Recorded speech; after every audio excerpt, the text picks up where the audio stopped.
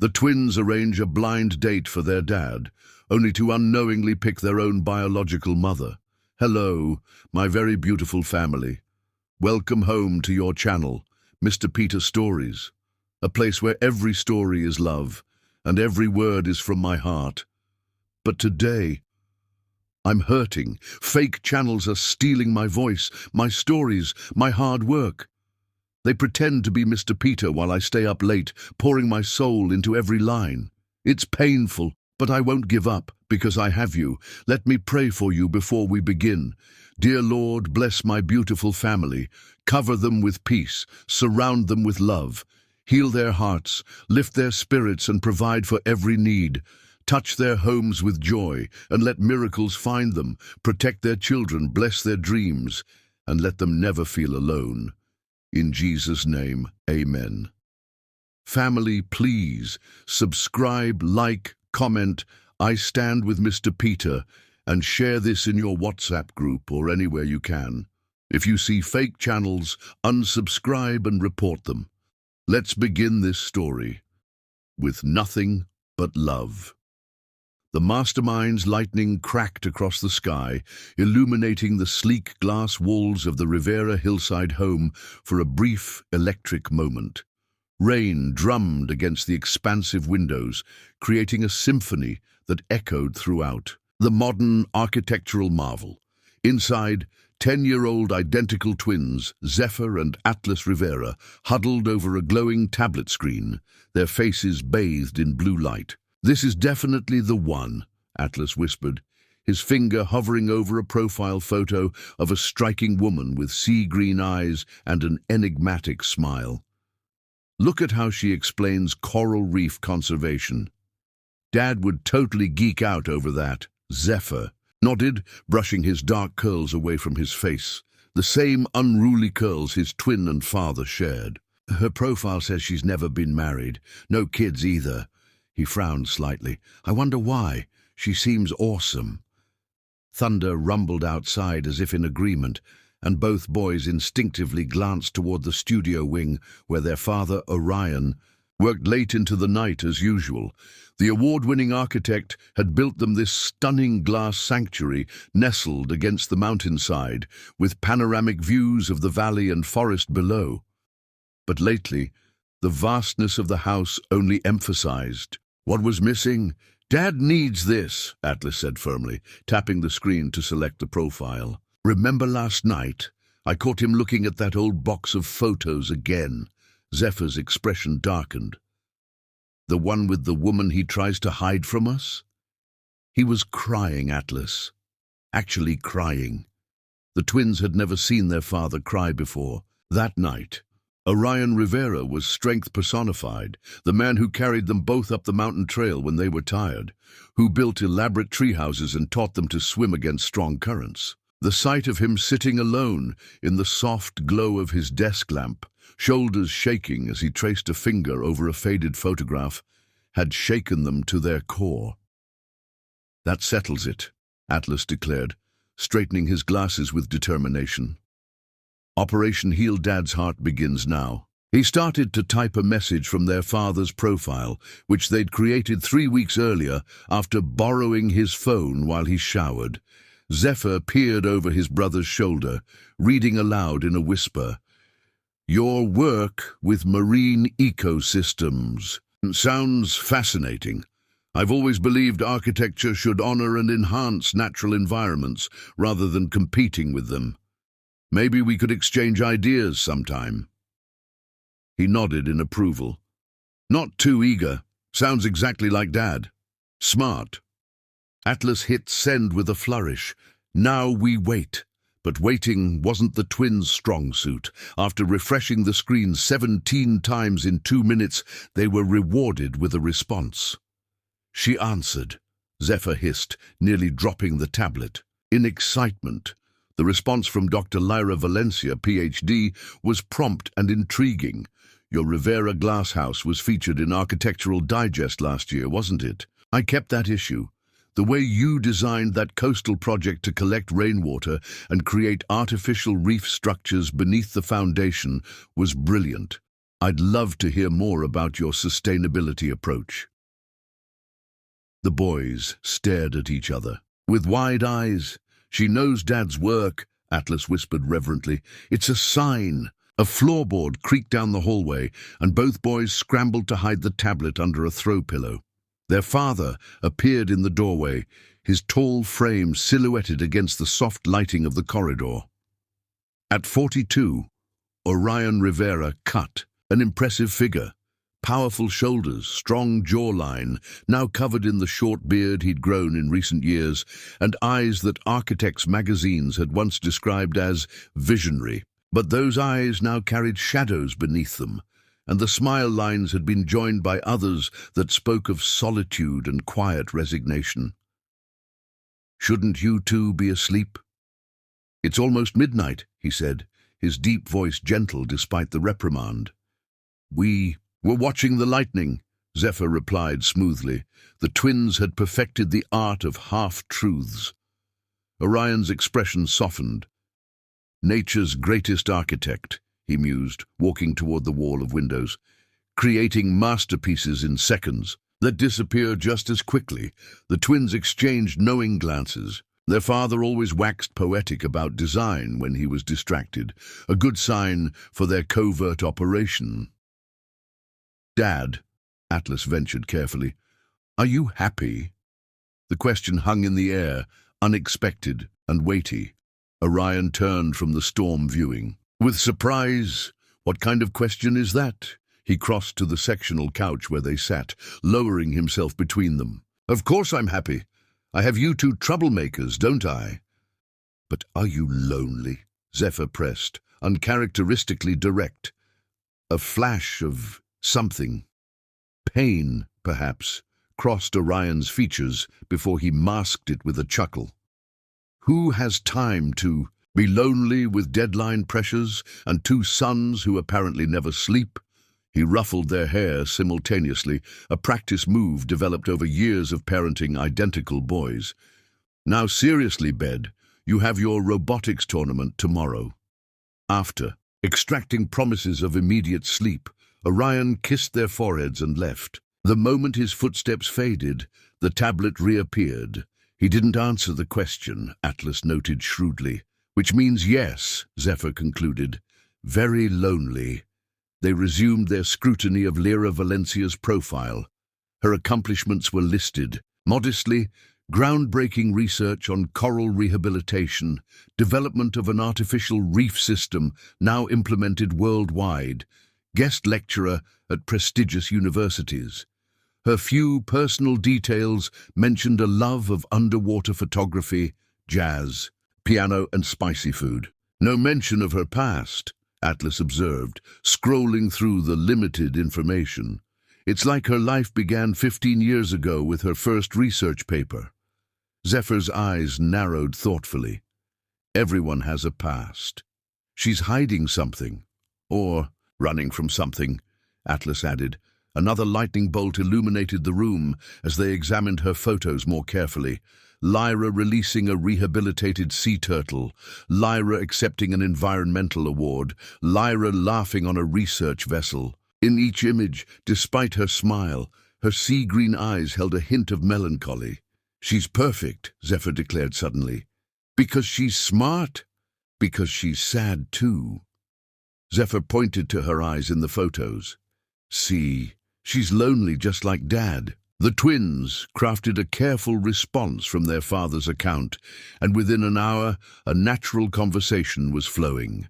They strategically mentioned Orion's upcoming architectural conference the following weekend, completely fabricated, and his disappointment about missing his son's robotics competition just before finally surrendering to sleep. They received her latest message. "I find it refreshing that you speak so warmly about your children. Most men on these platforms barely mention their kids. They sound wonderful." Atlas typed one last message before they logged off. "They're my world. Everything I've built has been for them." In the darkness of their bedroom later, as rain continued to drum against the glass walls, Zephyr whispered, What if she's the woman from the photo box? Atlas snorted softly. That would be impossible. But what if? Zephyr persisted. Then we'd be the greatest matchmakers in history, Atlas murmured sleepily. Neither boy could possibly know how prophetic those words would prove to be, or how their innocent meddling would unearth secrets buried beneath a decade of silence. Outside, the storm intensified, nature's foreshadowing of the emotional tempest to come. Chapter 2. Ocean Memories. Lyra, Valencia, stood on her balcony overlooking the city coastline, the salt-tinged breeze gently lifting her braids adorned with small shell ornaments that caught the morning light. Dawn painted the horizon in watercolor hues of tangerine and rose, a daily spectacle she never tired of witnessing. Her apartment, though modest in size, commanded a breathtaking ocean view that had been her single non-negotiable requirement. When relocating to the Coastal Research Center 5 years ago, behind her, the distinct chime of a new message notification sounded from her laptop. Since creating that ridiculous dating profile, her sister Aria's insistence that brilliant marine biologists shouldn't die alone surrounded by coral samples, her inbox had been a parade of disappointing prospects. Yet in the past week, one conversation stood apart. Orion Rivera, the acclaimed ecological architect whose glass masterpieces seemed to defy gravity while honoring the natural world. Lyra hesitated before moving back inside to check the message. Their exchanges had surprised her with their depth and unexpected connection. She couldn't remember the last time a virtual conversation had felt so familiar. She clicked on the notification, coffee mug cradled in her palm. You mentioned you'll be in the Hills region this weekend. As luck would have it, my conference was just postponed. If you'd like to stop by, I know 2 young engineers who would love to meet a real-life ocean doctor. Their words. No pressure, just thought since you're studying the mountain watershed impact on coastal ecosystems, you might enjoy seeing our sustainable water system firsthand. The boys and I would be happy to give you a tour. Lyra's heart quickened unexpectedly. Meeting in person was a leap she hadn't anticipated making so soon. Yet something about Orion's messages resonated with her. His passion for environmental harmony, his obvious devotion to his sons, his thoughtful questions about her research that went beyond polite interest. She placed her mug down and ran her fingers absently over the small tattoo on her wrist. A simple design of 2 tiny waves intertwined, the familiar ache that accompanied any thought of children twisted in her chest. Not today, she whispered to herself, pushing away the memories threatening to surface. Her phone rang, breaking the moment. Her sister's name flashed on the screen. I was just about to call you, Lyra answered, moving back to the balcony. Your dating app experiment has taken an unexpected turn. Aria's rich laugh filled the line. Please tell me someone decent finally appeared in the wasteland of mediocre men. Possibly.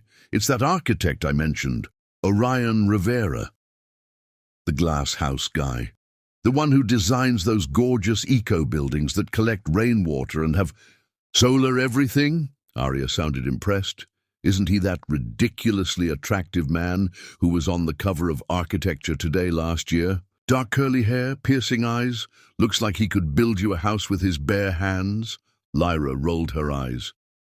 I'm more interested in his ideas on sustainable design than his cover model qualities.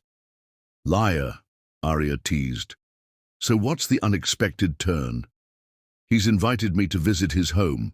Apparently, it's near the watershed area I'm studying this weekend. Silence filled the line before Aria spoke again, her voice carefully neutral. You're considering going to a man's house on a first meeting? It's not like that. His sons will be there. They're 10 twins, actually, and apparently interested in marine biology. Lyra's voice caught slightly on the word twins, something she hoped her sister wouldn't notice. No such luck. Aria's tone softened immediately. Are you sure you're ready for this? Someone with children? The question hung between them, heavy with unspoken history. "It's just a professional visit," Lyra deflected, watching a seagull dive and soar over the sparkling water below.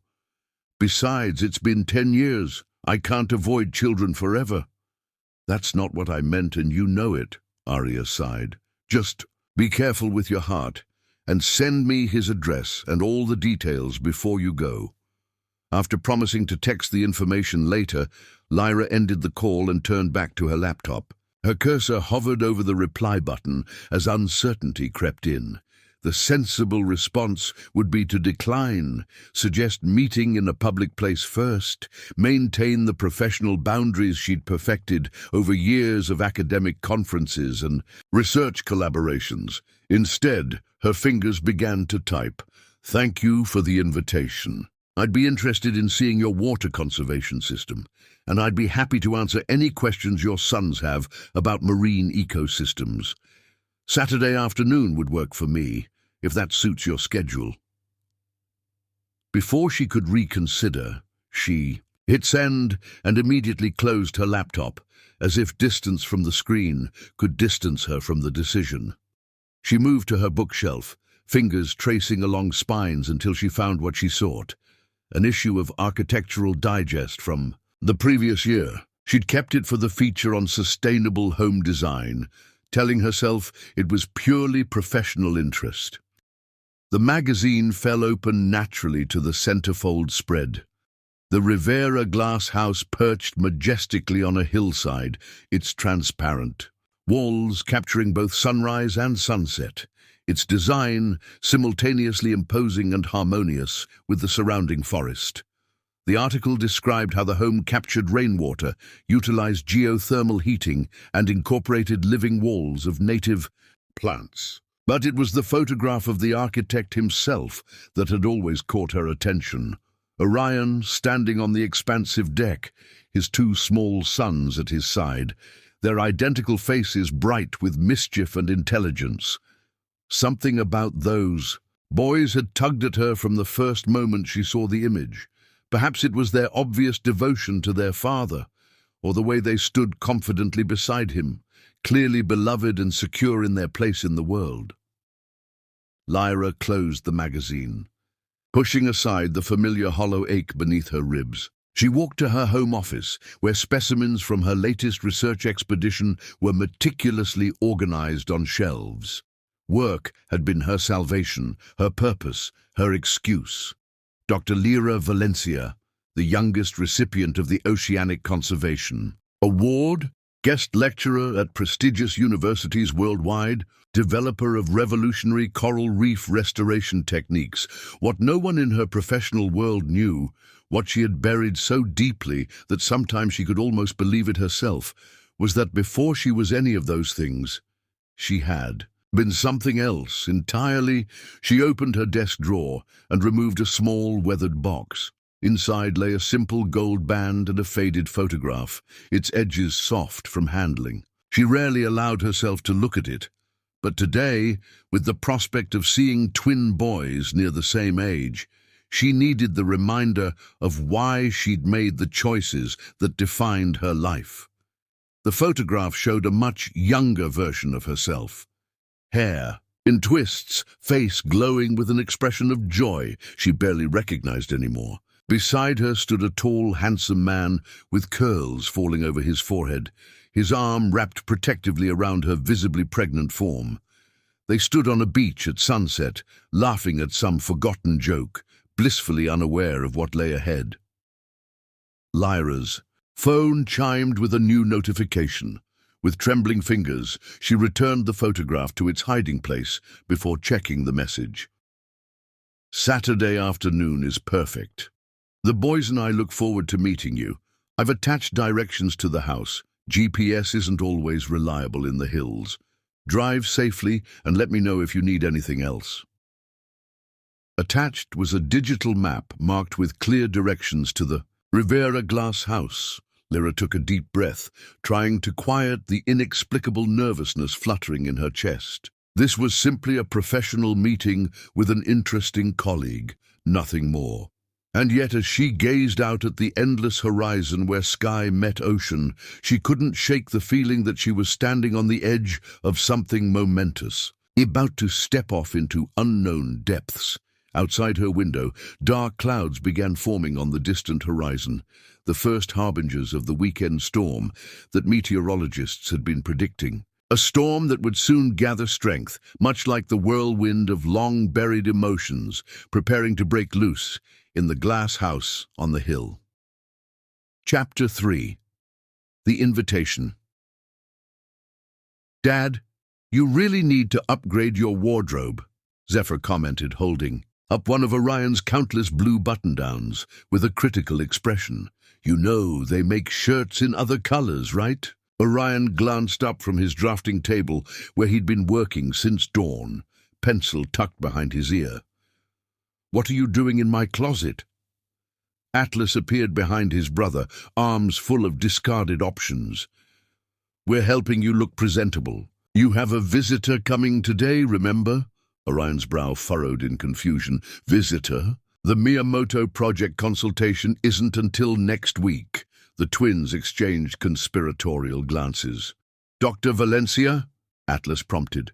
"The marine biologist? You invited her to see the house's water system this afternoon?" Orion's pencil clattered to the floor. "I did what now?" Zephyr stepped forward, his expression carefully innocent. "From the dating app? You've been messaging her all week." "Dating app? What are you—" Orion's eyes widened as realization dawned.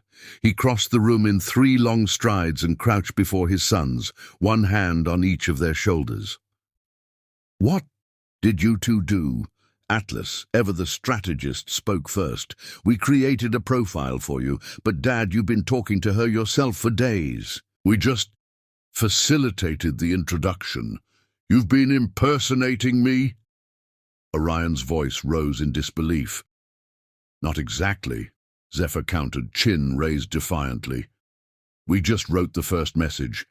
Everything after that was all you." Orion ran a hand through his hair, processing the implications. "So all those notifications I thought were from my architecture forum were from Aura," Atlas supplied helpfully. "That's the dating app. And now this woman, Dr. Valencia, thinks I've invited her to our home. Today?" Orion's voice had taken on a dangerous calm. The twins nodded simultaneously. "She's arriving at 2 o'clock, Zephyr added. "And she's really cool, Dad. She's saved like entire reef systems." Orion stood, pacing the length of his bedroom. "This is completely inappropriate. You can't just invite strangers to our home. I need to message her immediately and explain this." "Misunderstanding." "No!" both boys shouted with such alarm that Orion stopped mid-stride. "Dad, please," Atlas said, stepping forward. "At least meet her. She's smart and interesting, and she asked real questions about your designs. She's not like those women at your gallery showings who just want to take selfies with the famous architect." Orion crossed his arms. "This isn't about whether she's interesting. This is about you two violating my privacy and catfishing an unsuspecting woman." "We didn't catfish anyone," Zephyr protested. "Everything on your profile is true. And we only did it because—" He trailed off, looking to his brother for support. "Because you're lonely," Atlas finished quietly. "We hear you sometimes, Dad. Walking around the house at night when you think we're asleep, looking at old pictures, talking to yourself. And you work all the time," Zephyr added. "When was the last time you did anything fun, or had a friend over, or laughed really loud?" Orion's expression softened as he regarded his sons.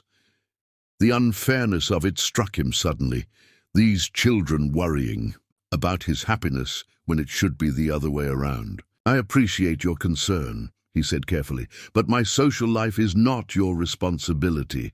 And this," he gestured toward the phone they'd used to create his profile, "is not the way to go about it."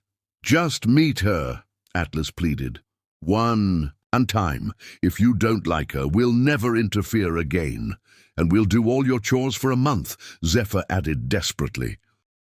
Orion checked his watch. 11:37 a.m. Less than 3 hours until this Dr. Valencia expected to arrive at their home. The proper thing would be to message her immediately, explain the situation, and apologize profusely for his children's deception. And yet he hadn't actually looked at the messaging history. What exactly had he supposedly been discussing with this woman, and what had compelled his typically self-sufficient sons to take such drastic measures? They'd never shown any interest in his personal life before. "Show me the messages," he said, finally. All of them. The twins' faces brightened as they scrambled to retrieve the hidden phone. Within minutes, Orion found himself scrolling through a week's worth of conversations between himself, or rather, his sons impersonating him, and Dr. Lira Valencia. What began as fairly innocuous exchanges about sustainable architecture and marine conservation had evolved into deeper discussions about environmental ethics, shared experiences in academia, and even some personal revelations. To his surprise, Dr. Valencia came across as thoughtful, brilliant, and refreshingly direct. No wonder the boys had been drawn to her profile. She was exactly the type of person Orion would have been interested in meeting under different circumstances. "See?" Zephyr prompted, watching his father's face carefully. "She's perfect." Orion fixed his sons with a stern look. "Nothing and no one is perfect. And regardless of how interesting Dr. Valencia may be, the fact remains that you lied to her. And to me, but are you going to meet her?"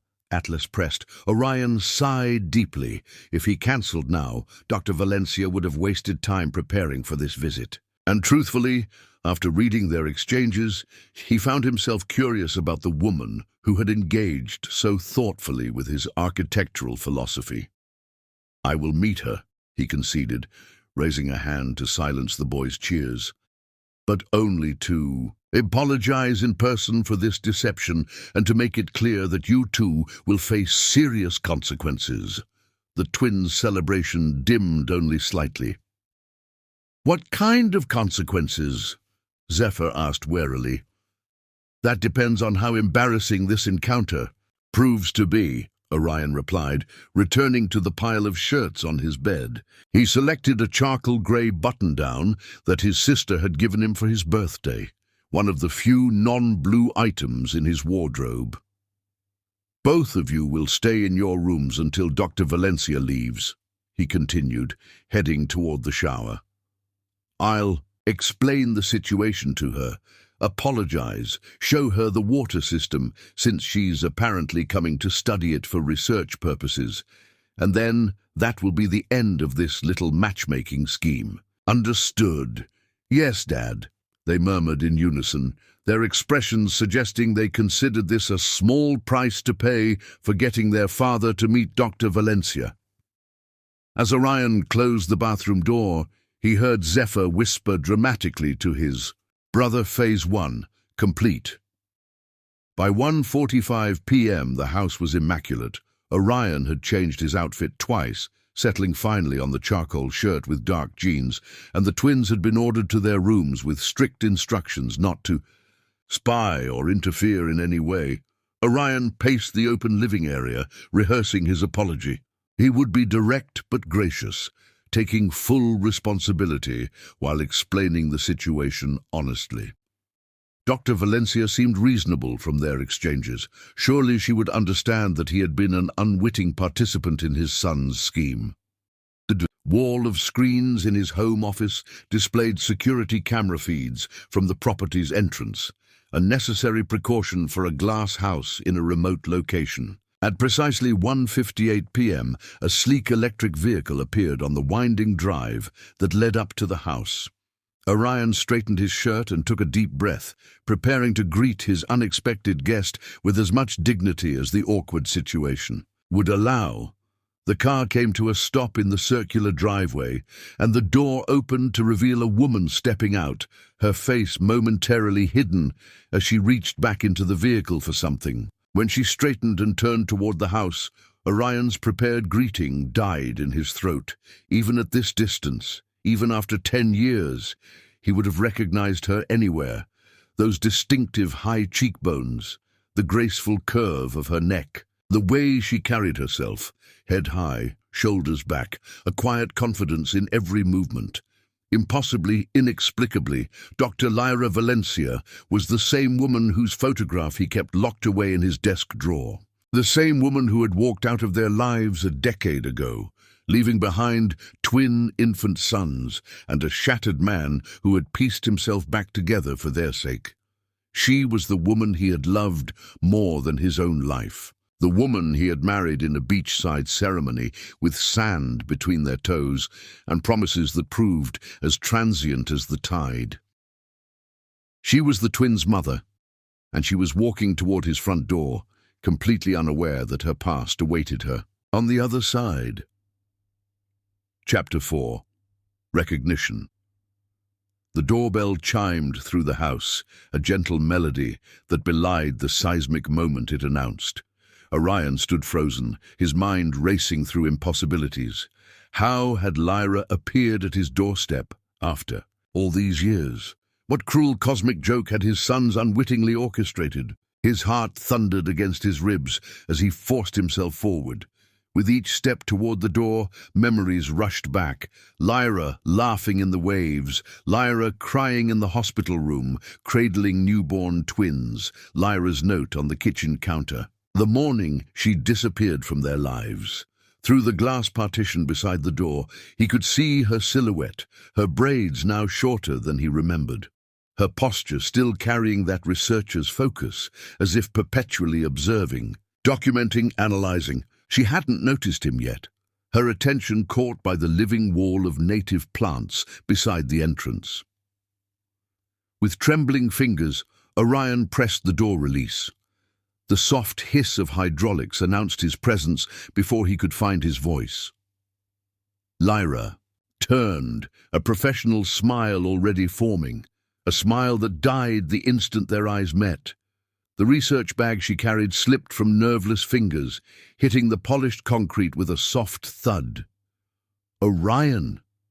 The word escaped her lips like a prayer, a question, and a revelation all at once. Thunder rumbled in the distance, an atmospheric punctuation to the moment. Dark clouds had gathered over the mountains, the predicted storm advancing more quickly than forecast. "Hello, Lyra." His voice sounded foreign to his ears, too controlled, too calm for the hurricane of emotions raging inside him. She took an instinctive step backward. This can't be your last name on the profile." "Was Rivera." "I changed it after the divorce," he said quietly. "Went back to my mother's family name." Recognition dawned in her eyes. "The twins in the magazine article, they're—" "Yes." He couldn't bring himself to elaborate further.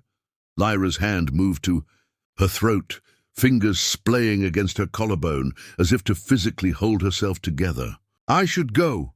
She bent to retrieve her fallen bag, but another rumble of thunder, closer now, made her pause. A flash of lightning illuminated the valley below, followed almost immediately by a deafening crack. Storms moving in fast. Orion observed, professional habit taking over, where personal words failed him. The mountain road isn't safe in these conditions. As if punctuating his warning, rain began to fall. Not a gentle introduction, but an immediate deluge that transformed the landscape into an impressionist blur of greens and greys. Lyra stood paralyzed in the downpour, water cascading over her. Stunned features. The moment stretched between them, him inside the shelter of their dream home, her caught in the storm of consequences, until Orion moved aside, a silent invitation she had no choice but to accept. She stepped over the threshold, bringing with her the scent of rain and the ghost of lotus perfume she still apparently wore. Water dripped from her clothes onto the heated floor, forming small puddles that reflected the glass ceiling above. They stood in silence, 3 feet of physical space and 10 years of absence between them. "The boys arranged this," Orion finally said, struggling to organize his thoughts. "They created a dating profile for me. I had no idea until this morning." "They don't know who I am," Lyra stated rather than asked. her analytical mind already putting the pieces together. No, they know almost nothing about you, just that you existed.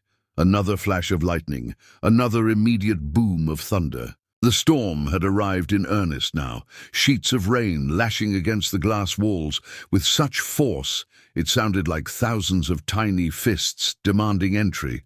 "Dad?" a small voice called from the hallway. "Is your guest here? We heard the doorbell."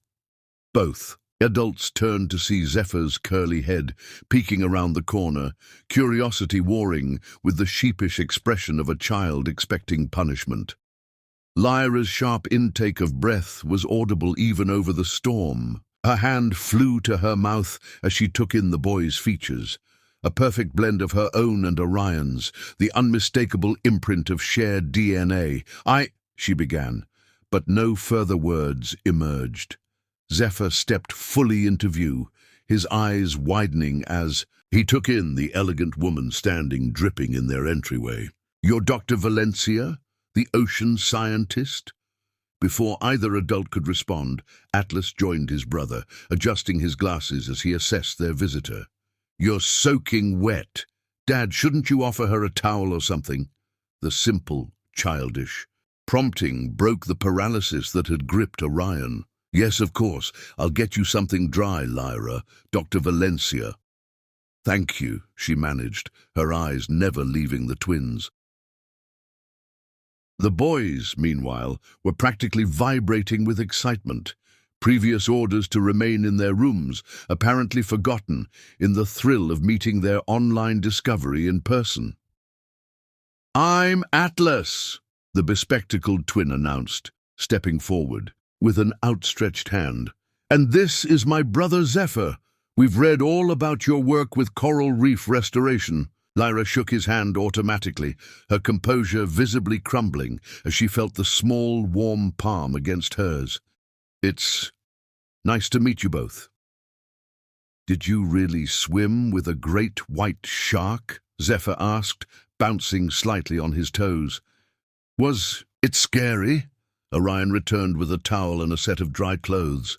"Boys, give Dr. Valencia some space. She's just arrived and she's soaked from the storm." "Are those Mum's old clothes?" Atlas asked suddenly, eyeing the simple outfit Orion held, a pair of yoga pants and a soft sweater that had remained in the back of his closet for a decade, preserved like a museum exhibit of a life interrupted. The temperature in the room seemed to drop 10 degrees. Orion fumbled for a response, but Lyra spoke first. "I'm sure any dry clothes would be appreciated," she said, her professional demeanor reasserting itself. "Thank you for your hospitality, especially given the unexpected circumstances." "You can change in there," Orion indicated a guest bathroom off the main living area. "Take your time." As Lyra disappeared with the bundle of dry clothes, Orion turned to his sons, keeping his voice low and controlled. "I need both of you to go to the media room right now." "But Dad," both began simultaneously. "Now," he repeated firmly. "We'll discuss everything later." Something in his tone brooked no argument. The twins retreated, casting curious glances over their shoulders as they disappeared down the hallway. Alone momentarily, Orion braced his hands against the kitchen island, head bowed as he tried to process the impossibility of the situation. Of all the women in the world, his sons had unwittingly found their biological mother. What were the odds? What cruel twist of fate had engineered this collision of past and present? The bathroom door opened, and Lyra emerged wearing the clothes that had once belonged to her. The sight hit Orion with physical force. How many mornings had he watched her pad around their first apartment in that very sweater, cradling a mug of tea, planning their future? "The storm's getting worse," she observed, her voice deliberately neutral as she moved to the wall of windows. "I checked the weather radar on my phone. It's a significant system. The bridges on the mountain road. You flood easily," Orion confirmed, grateful for the practical topic. "You might need to wait it out." "I can't stay here," she whispered, still facing the storm rather than him. "Those boys, They don't know who I am." "No," Orion agreed, moving to stand beside her at a careful distance. "And finding out like this would be—" He couldn't find an adequate word.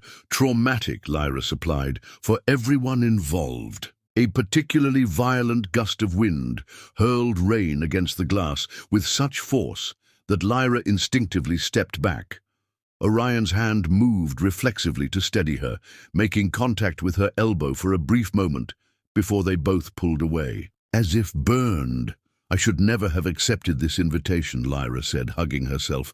"I knew something felt too familiar about our conversations. I ignored my instincts." "Why did you?" Orion couldn't stop himself from asking. "Accept the invitation, I mean." She turned to face him fully for the first time, her eyes searching his. "Because after a decade of running I was tired. Because your voice, even through text, still felt like home." The raw honesty of her admission hung between them, more dangerous than any accusation might have been. "Dr. Valencia," Atlas's voice called from the hallway. "Dad, is it okay if we come out now? We wanted to show Dr. Valencia our science fair project. It's about ocean acidification." Orion and Lyra exchanged a panicked glance. "We need a plan," she whispered urgently. "I can't be here when they learn the truth." "They'll figure it out eventually," Orion countered, his voice equally low. "They're too smart not to notice the resemblance, especially now that they've seen you." "Dad?" Zephyr called again. "Can we come out? We're really sorry about the dating app thing." Lyra's eyes widened. "Dating app? They were trying to find you a—" "Yes," Orion cut her off with a grimace. "Apparently they think I need companionship." A strange expression flickered across Lyra's face, something between amusement and heartbreak. "They don't know how ironic this is." "1 minute, boys," Orion called toward the hallway. To Lyra, he whispered, "We'll get through today. Pretend. This is a normal, awkward first meeting. Once the storm passes and you leave, I'll figure out how to explain everything to them." "And if the storm doesn't pass quickly," she challenged. "Then we improvise," he said grimly. "It wouldn't be the first time we've faced impossible weather together."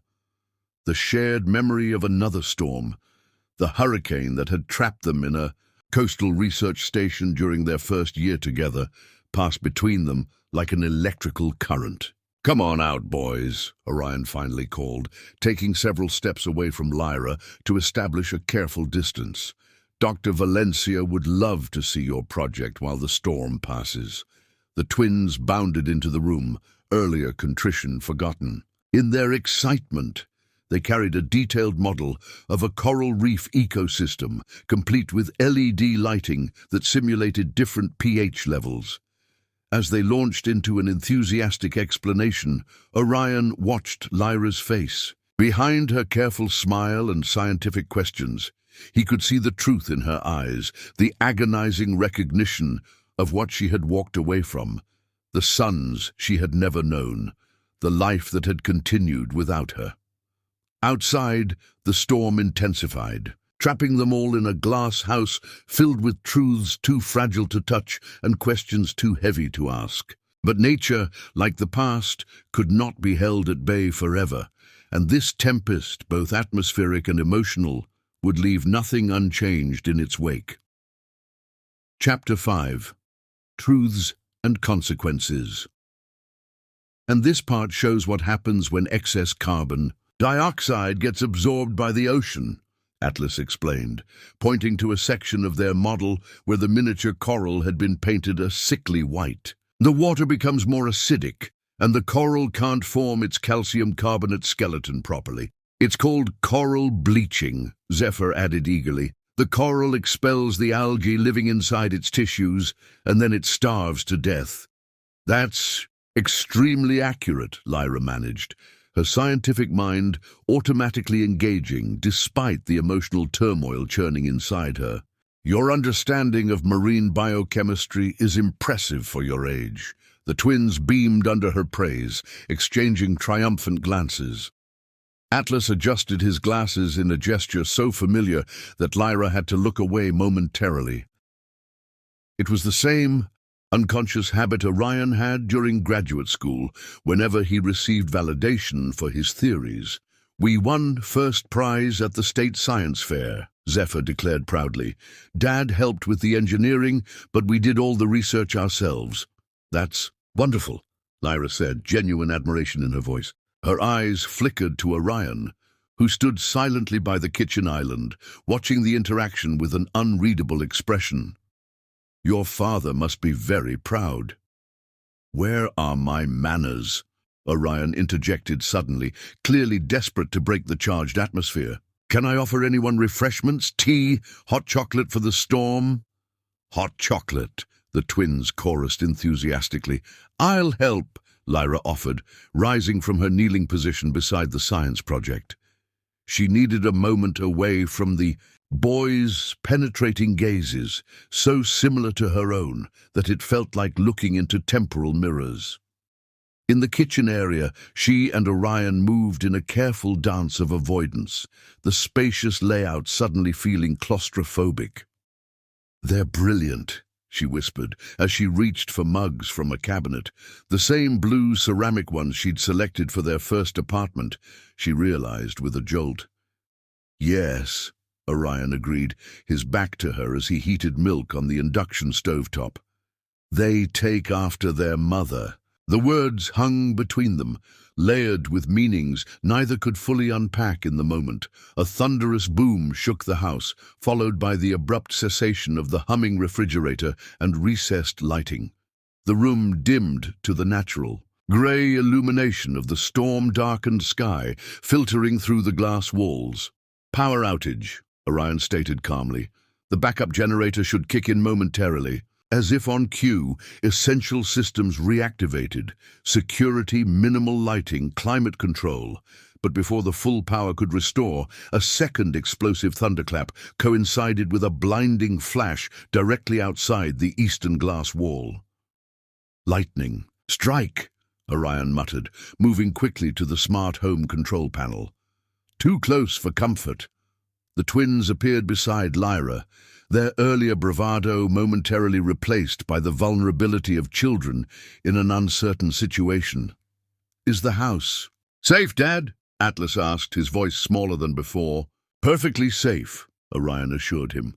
"The design includes comprehensive lightning protection, but it looks like the strike affected the backup generator connection." Lyra felt a small hand slip into hers. Zephyr, seeking instinctive comfort from the nearest adult. She froze, overwhelmed by the simple contact. His hand fit perfectly against her palm, triggering a visceral memory of tiny infant fingers wrapping around her thumb in the hospital. "It's okay to be scared of storms," she told him softly, squeezing his hand gently. "Even scientists get frightened sometimes." "I'm not scared," Zephyr protested automatically, but he didn't withdraw his hand. "I just wanted to make sure you weren't scared." Lyra's throat tightened with emotion. "That's very considerate of you." "The main road is definitely flooded now," Orion announced, studying the security feeds on his tablet. "The drainage culverts are overwhelmed." He glanced up, meeting Lyra's eyes with a loaded look that communicated what remained unsaid. She was trapped here indefinitely. "Boys," Orion said, setting aside the tablet, "I need you to check the emergency supplies in the storage room. Make sure the flashlights have batteries and count the water bottles, please." The twins recognized the transparent attempt to remove them from the room, but complied without argument, perhaps sensing the strange tension between the adults. The moment they disappeared down the hallway, Lyra released a shaky breath she hadn't realized she'd been holding. "They're going to have to know," she whispered urgently. "Zephyr has my exact eyes, Orion. Atlas has my mother's hands, down to the double-jointed thumbs. They'll figure it out." Orion leaned heavily against the counter. "I always knew this day might come. I just imagined it differently. Prepared statements, professional family counselors, controlled circumstances, not your ex-wife appearing on your doorstep as a prospective date," Lyra finished bitterly. What cruel cosmic joke is this? Maybe it's not cruelty but closure, Orion suggested quietly. They've been asking more questions lately about their mother, about why you left. The accusation in those last 3 words hit Lyra like a physical blow. What have you told them? The truth. That their mother loved them very much, but wasn't ready to be a parent. That she had important work to do in the world. Lyra closed, her eyes against the burn of tears. And did you tell them that their father insisted they'd be better off with just him than with a mother spiraling into postpartum psychosis? That you promised to keep them safe while I got help? That what was supposed to be 6 months of treatment became a year, then 2, then somehow a decade? Is that how you remember it? Orion's voice was dangerously controlled. Because I remember begging you to come home. I remember flying to your research station in Australia with 2 toddlers, only to be told you'd transferred to Antarctica. I remember your lawyer delivering divorce papers that relinquished all parental rights. I was trying to protect them, Lyra hissed, mindful of small ears that might be listening. I was diagnosed with severe postpartum depression with psychotic features, Orion. I was hallucinating, having intrusive thoughts about harming my own babies. Do you know what that feels like? To look at these perfect beings you created and be, when terrified you might hurt them? Orion's expression softened slightly. No, I can't imagine that pain. But I do know what it's like to watch the woman I love disappear into herself, then physically disappear from our lives. To raise 2 boys who have your smile, your laugh, your scientific curiosity, and have to pretend it doesn't break my heart daily. The raw honesty stripped away Lyra's defenses. I never stopped loving them, she whispered. Or you. I just couldn't trust myself around you. A small gasp from the hallway entrance shattered the moment. Both adults turned to find the twins standing, frozen, wide-eyed and pale. You're her, Atlas whispered, his analytical mind connecting dots with devastating speed. You're our mother. Zephyr's expression transformed from shock to fury in an instant. You left us. You're the one from the pictures? Lyra stepped forward instinctively, then halted when Zephyr flinched backward. Yes, she said simply, knowing no explanation would be adequate in this moment. I'm your biological mother. Why are you here? Atlas demanded, his voice wavering between childish hurt and premature maturity. Why now? I didn't know, Lyra answered truthfully. I had no idea whose home I was coming to today. But you knew we existed, Zephyr accused, tears forming in his eyes. You knew you had kids somewhere, and you didn't care. That's not true, Orion intervened, moving to stand beside his sons. Your mother cared very much. Sometimes caring means making very difficult choices. Lyra felt her own tears spill over. I was very sick after you were born, in my mind and my heart. The doctors had a name for it, postpartum psychosis. I couldn't trust my own thoughts. I was afraid I might... She couldn't finish the sentence. Hurt. Us, Atlas supplied, his scientific mind grasping the medical implications. Yes, Lyra admitted, the single word carrying the weight of a decade of guilt. So you just left? Forever? Zephyr's anger had transformed into bewildered hurt. Somehow, worse to witness, I needed to get better first, and then time passed. Your father was raising you perfectly. You were thriving. I watched from a distance when I could. I thought, I convinced myself you were better off without the complication of a mother who had abandoned you. The confession hung in the air, punctuated by another roll of thunder that seemed to shake the foundation of the house itself. Did you ever think about us? Atlas asked, his voice small. Lyra crossed to the couch where she'd set her bag earlier and withdrew a small, weathered notebook. With trembling fingers, she opened it and removed 2 identical braided bracelets, simple designs of blue and green threads interwoven with tiny shells. Every day, she answered, holding them out. I made these on your 5th birthday, and these on your 6th. She flipped through the notebook, revealing more handcrafted items, small carved dolphins, pressed flowers, hand-drawn cards, gifts, created but never delivered over 10 birthdays. The twins stared at the collection, their expressions a complex mixture of emotions too tangled to name. "I don't understand," Zephyr said finally. "If you cared enough to make birthday presents, why didn't you care enough to deliver them?" Before Lyra could respond, Orion placed a hand on each boy's shoulder.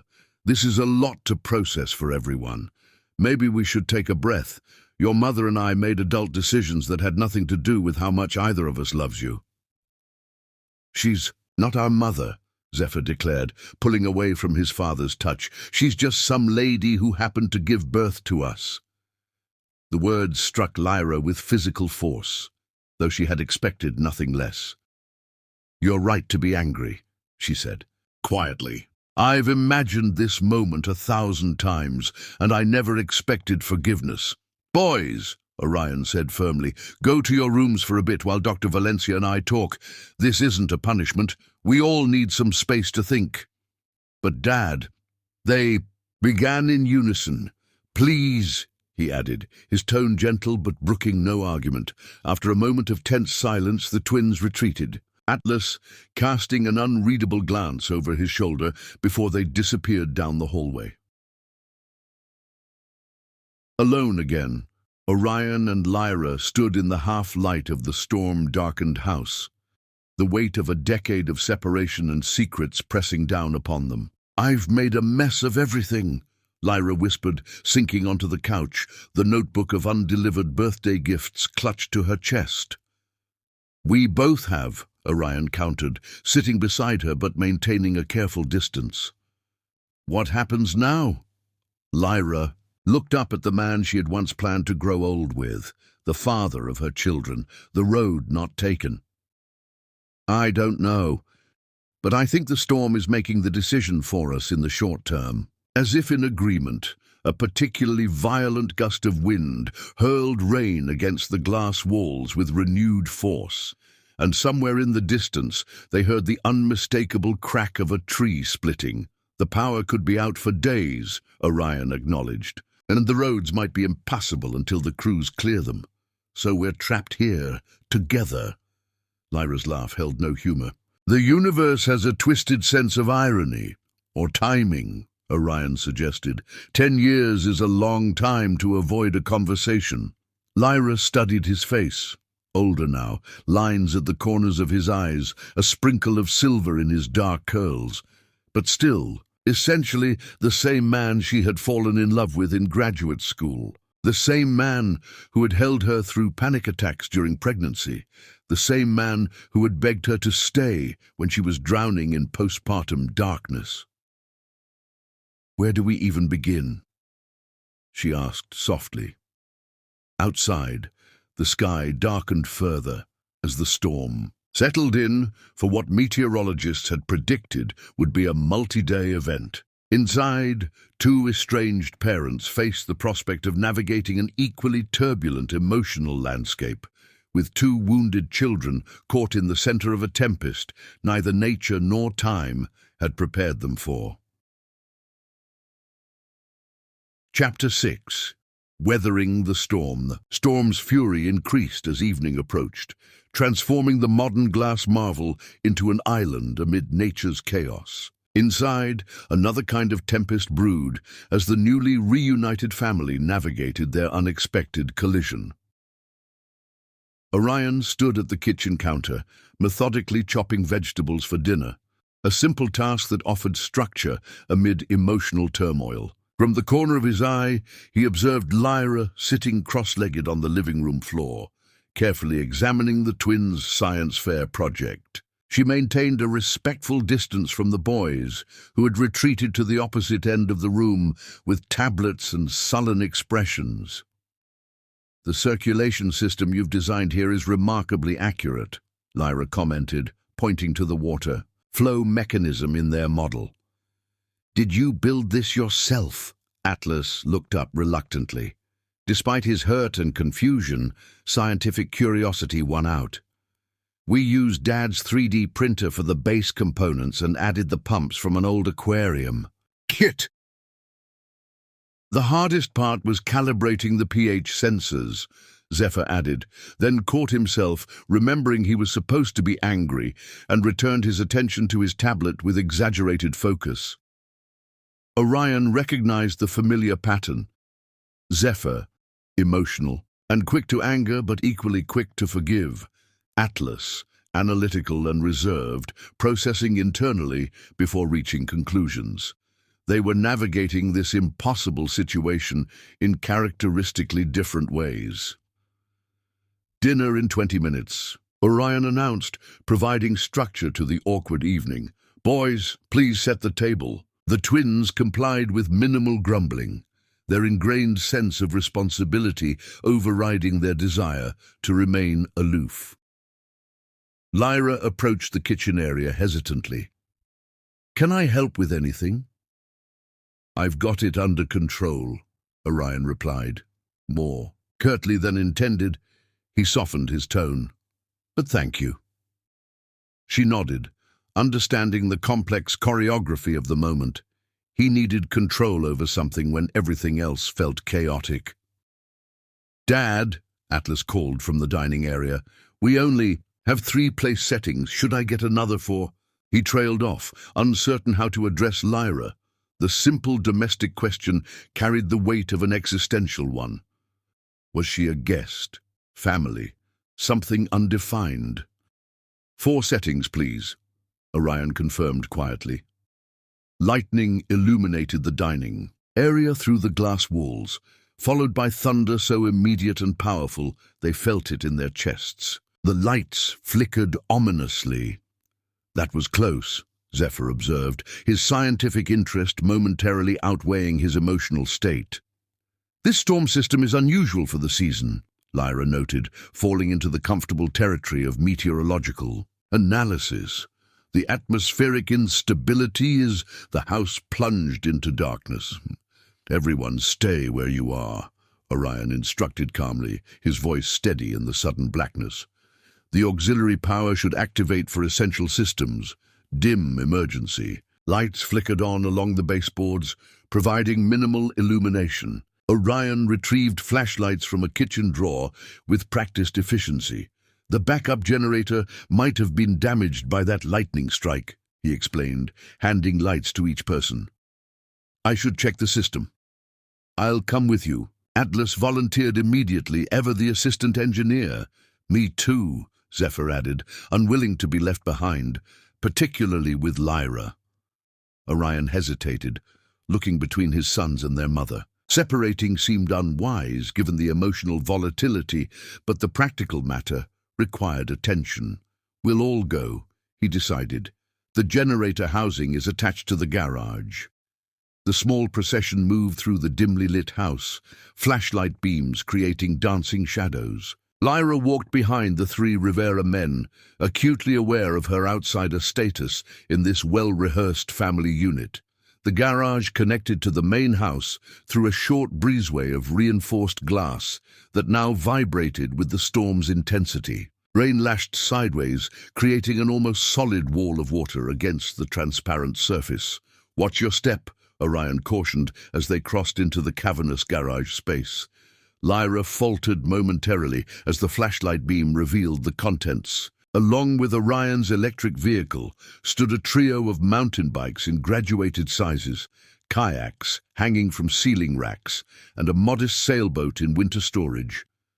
Evidence of a family life filled with adventure and exploration.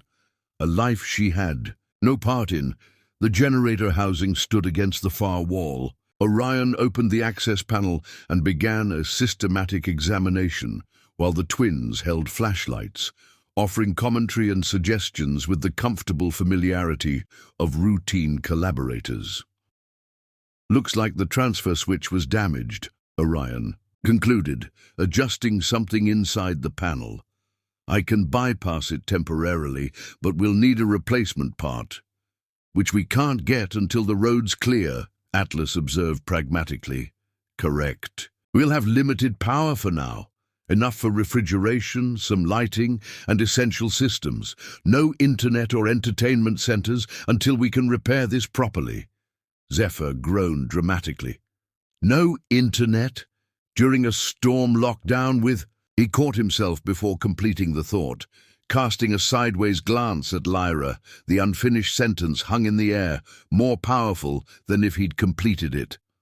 As Orion made final adjustments, Lyra's flashlight beam wandered across the garage wall, where a series of height measurements were marked in permanent marker, years of growth documented in horizontal lines and dates. Beside these were handprints in various sizes, pressed into plaster squares, decorated with shells and colored glass, art projects documenting the twins' growing hands.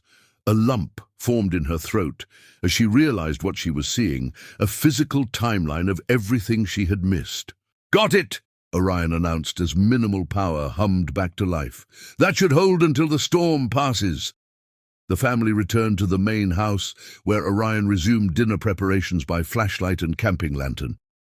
The twins set the table with deliberate focus, while Lyra stood uncertainly in the liminal space between kitchen and dining area, belonging nowhere. "I used to be good at this," she murmured, almost to herself. "Good at what?" Orion asked, glancing up from the portable gas burner he'd set up on the counter. "Storms," she replied. "Being without power. During my first major research expedition, we lost electricity for 3 weeks. I became the team cook because I could make anything taste decent on a camp stove." After a moment's hesitation, Orion stepped aside slightly. "The pasta needs stirring." The simple invitation to participate felt monumental. Lyra approached carefully and took the wooden spoon he offered, their fingers brushing momentarily in the exchange. The twins watched this interaction with calculating expressions, a silent communication passing between them that only identical siblings could decode. Dinner proceeded by lantern light, the storm providing persistent soundtrack to their stilted conversation. They spoke of safe topics: the science fair, recent weather patterns, the structural ingenuity of the house design, while avoiding the familial earthquake that had upended their reality. "The road will definitely be impassable until morning at minimum," Orion observed, checking his weather radar app. "Possibly longer. Flash flood warnings are in effect throughout the county." The implication was clear. Lyra would need to stay overnight. "I can sleep in my car," she offered immediately. "Don't be ridiculous," Orion countered. "The guest room is prepared." "I don't want her staying here," Zephyr declared suddenly, breaking his practiced indifference. "She's not part of this family." "Zephyr," Orion admonished gently. "It's okay," Lyra interrupted. "He's entitled to his feelings." "Why did you even come here?" Atlas asked, his question lacking Zephyr's heat, but carrying equal intensity. "If you didn't know who we were, why agree to meet a stranger from a dating app?" The directness caught Lyra off guard. She considered deflection but settled on honesty. "I've been alone a very long time, focused entirely on my research. Recently I've started wondering if I made the right choices." "You mean abandoning us?" Zephyr challenged, eyes flashing. Lyra flinched at the accuracy of his assessment. "Yes." The simple acknowledgement diffused some of the tension. Honesty, however, painful, was preferable to platitudes. "Were you really sick?" Atlas asked quietly. "After we were born." Orion tensed, prepared to intercept a topic too heavy for children. But Lyra answered before he could intervene. "Yes, very sick. Not physically, but mentally.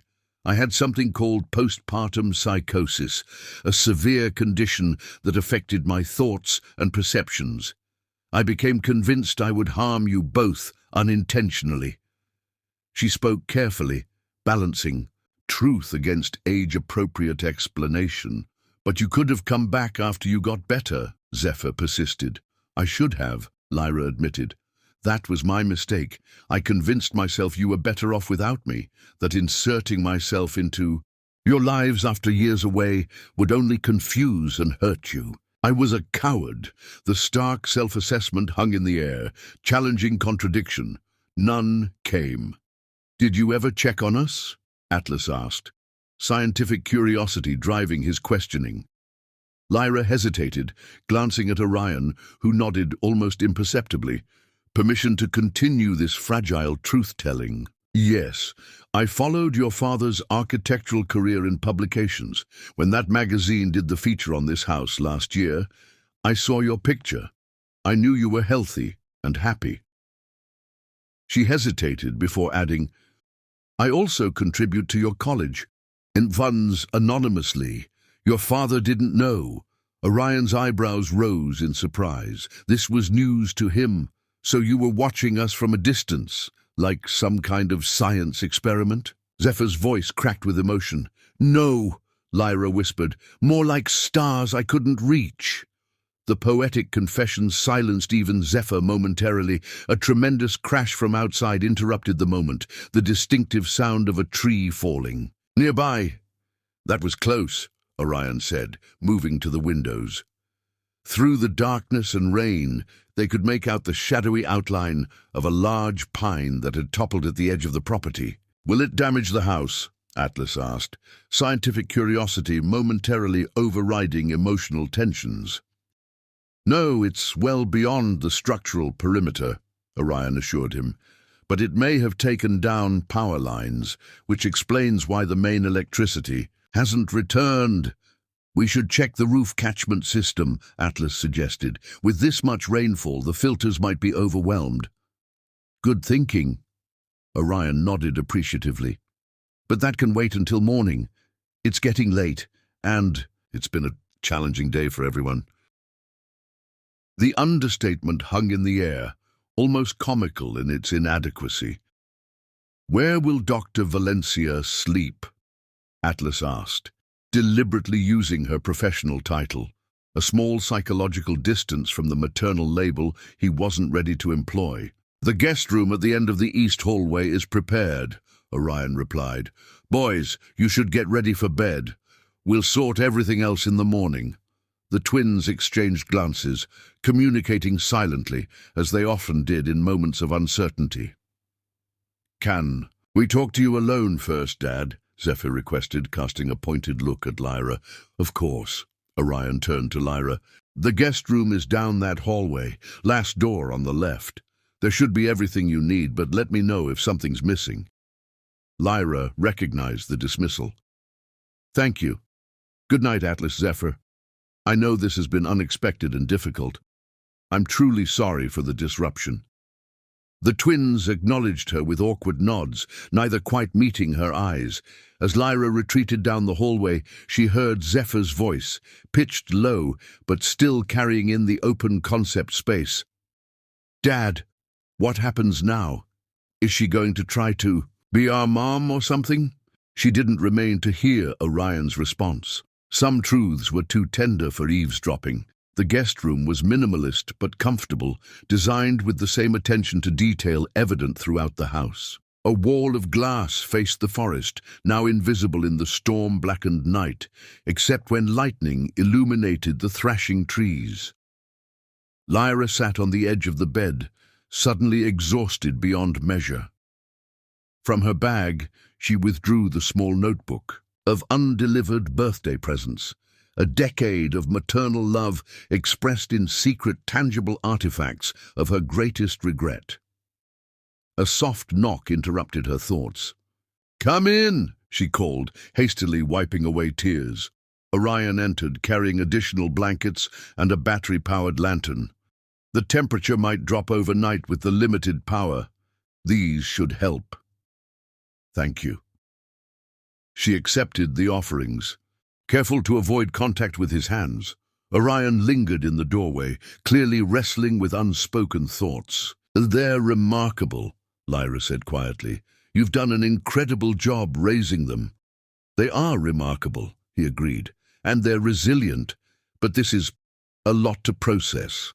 I never imagined seeing them again like this," she confessed, "without preparation, without a carefully crafted explanation." In my scenarios, I had child psychologists and counselors and planned statements. Life rarely cooperates with our careful plans. Orion's tone held no accusation, just weary acceptance. The question is, what happens now? What did you tell them? When they asked if I was going to try to be their mother, Orion leaned against the doorframe, suddenly looking every bit his 42 years. I told them that adults sometimes make complicated decisions that take time to understand. That you being here doesn't change the fact that I'm their father and they are my world. That whatever happens next will consider their feelings first. Lyra nodded, tears threatening again. That was the right answer. Was it? I don't know what the right answer is anymore. He ran a hand through his hair, a familiar gesture from their shared past. They want to know if you're staying or leaving again. I couldn't answer that. The question hung between them, the same one that had torn them apart a decade earlier. I don't know, Lyra admitted. I never planned for this scenario, but I know I can't just disappear from their lives again, now that they know who I am. No, Orion agreed. That door can't be closed again. Thunder rumbled overhead, as if nature itself were commenting on the gravity of their situation. Try to get some rest, Orion said finally. Tomorrow won't be any easier, but at least we'll face it with clearer heads. As he turned to leave, Lyra called after him softly. Orion? He paused, looking back. How did you do it? Raise them alone, build your career, create this beautiful life, all while carrying the weight of my absence. His expression softened, revealing a glimpse of the man she'd once known intimately. One day at a time, with a lot of help from my sister, with the knowledge that they deserved the best possible life, regardless of how broken I felt inside. The raw honesty of his answer stripped away any illusion that her departure had been without consequence for him. Good night, Lyra, he said quietly, pulling the door closed behind him. Alone in the darkness, listening to the storm rage against the glass house Orion had built for the family she had abandoned, Lyra finally allowed herself to weep, for the decade lost, for the pain in her children's eyes, and for the impossible road that lay ahead. Outside, the tempest continued unabated, mirroring the emotional storm contained within the glass walls. Nature and human hearts, both weathering forces too powerful to control. Chapter 7. Breaking Dawn. The storm retreated during the night, leaving behind a world washed clean. Dawn's first light spilled through the eastern glass walls of the Riviera, home, transforming raindrops clinging to the transparent surface into prisms that scattered rainbow fragments across the polished concrete floors. Lyra stood at the kitchen window, her reflection ghost-like against the brightening landscape. Sleep had proven elusive. How could she rest when her children slept under the same roof for the first time in a decade? She cradled a steaming mug of tea between her palms, watching as the rising sun gradually revealed the storm's aftermath. Broken branches scattered across the property, a section of deck railing torn away, small rivulets carving temporary pathways down the once manicured hillside. The soft padding of feet behind her triggered an instant tension in her shoulders. She turned to find Atlas standing in the doorway, his curly hair sleep-tousled, glasses slightly askew as he assessed her with analytical caution. "Good morning," she offered, voice carefully neutral. "Morning." He moved toward the refrigerator, maintaining a deliberate distance. "Power's still out, but the essential systems are working." "Your father thought of everything when designing this place." Atlas nodded, retrieving orange juice. "He built redundant systems for everything important. The house can run on solar backup for 7 days if necessary." Pride colored his voice as he spoke of his father's foresight. Lyra watched him pour his juice, noticing how his movements echoed Orion's methodical precision. The resemblance struck her physically.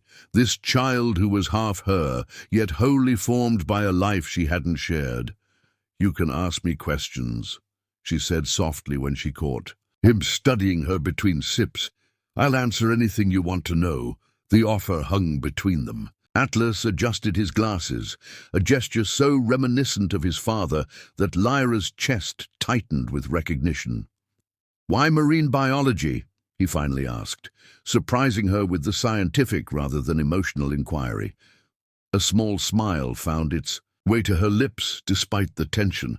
"I grew up on the Florida coast. My grandmother was a champion swimmer who taught me to dive when I was about your age. The underwater world felt like visiting another planet, peaceful, mysterious, following entirely different rules than life above. I wanted to understand it, protect it." He absorbed this information with a thoughtful nod. "Did you always want to be a scientist?" "Not always. I went through phases of wanting to be an astronaut, then a veterinarian." She hesitated before adding, "Your father was actually the one who encouraged me to pursue marine conservation specifically. He recognized how passionate I was about coral reef systems long before I understood it myself." Atlas's eyes widened slightly. "Dad pushed you toward it?" "Yes. We met in college. He was studying sustainable architecture while I was exploring. Different scientific paths. We both cared deeply about environmental protection, just from different angles. He designed structures that worked with nature. I studied ecosystems that needed preservation." "That makes sense," Atlas murmured, more to himself than to her. "Dad always talks about biomimicry in his designs, studying natural systems to solve architectural problems." "Exactly." Warmth colored her voice, finding this connection between her past and their present.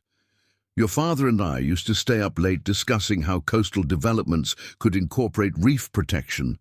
Some of his early sketches actually informed my later research on artificial reef structures." A floorboard creaked, announcing another presence. Zephyr appeared in the doorway, his expression immediately hardening when he saw Lyra engaged in conversation with his brother. "What's going on?" he asked, suspicion evident in every syllable. "Just getting juice," Atlas replied with forced casualness. "The storm's passing." Zephyr moved to the windows, assessing the damage while maintaining a careful distance from Lyra. "The mountain road will still be flooded," he observed, the implication regarding her continued presence clear in his tone. "Probably," she acknowledged, choosing not to engage with the subtext. Orion appeared next, fully dressed despite the early hour. He took in the tableau of his assembled family with unreadable eyes. "Good morning," he greeted, moving toward the coffee maker before remembering the power situation. He reached instead for the camp stove he'd set up the night before. "Everyone hungry? We should eat something substantial while we wait for updates on the road conditions." The domesticity of breakfast preparation provided welcome structure to the awkward gathering.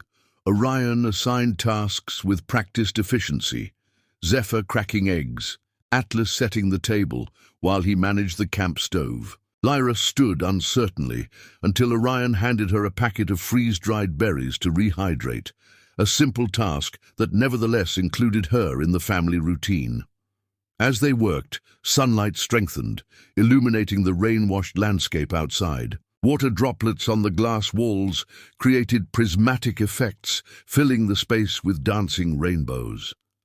Despite the storm damage outside, the scene held an undeniable beauty, nature's clean slate after chaos. "Look at that," Atlas noted, pointing toward the eastern hillside where a vibrant double rainbow had formed. "Perfect conditions for refraction." "And a good omen," Lyra suggested softly.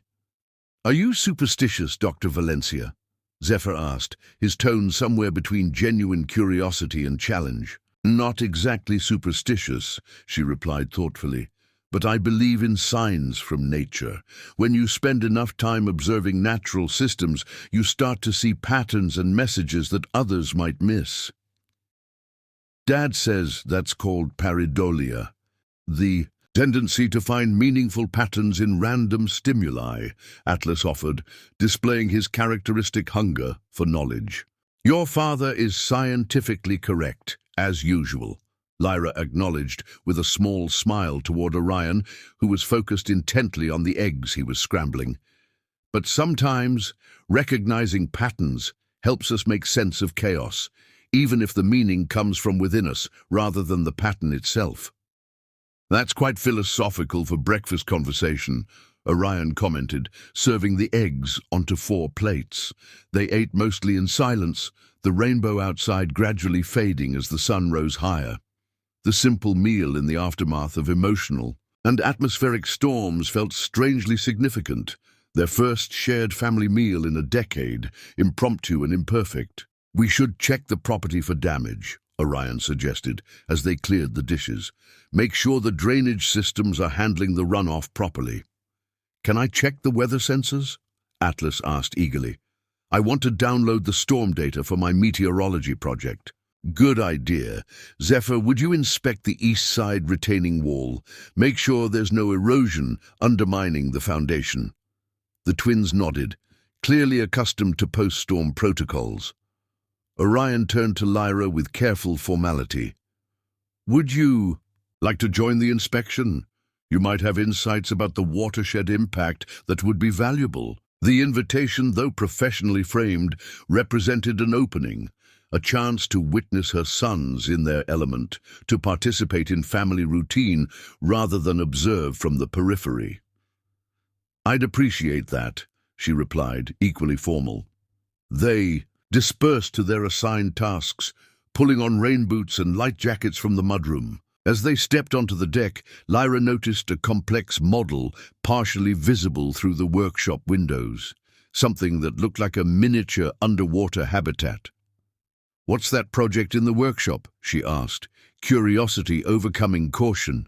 Atlas and Zephyr exchanged glances before Atlas answered reluctantly, It's our design for a submersible research station. We've been working on it for almost a year. May I see it? Lyra asked, careful to keep her tone casual, despite her growing excitement. Zephyr shrugged with studied indifference, but led the way to the workshop, a glass-walled extension of the main house filled with tools, 3D printers, and various works in progress. The centerpiece was unmistakable, a sophisticated model of an underwater research habitat designed to rest on the ocean floor with minimal environmental impact. The detailed structure incorporated several innovative features that Lyra immediately recognized as scientifically sound. This is extraordinary, she breathed, leaning closer to examine the clever ballast system. You've solved the anchoring, a problem that plagues most stationary ocean platforms. It uses biomimetic adhesion inspired by remora fish, Atlas explained, professional pride momentarily overriding his personal reservations.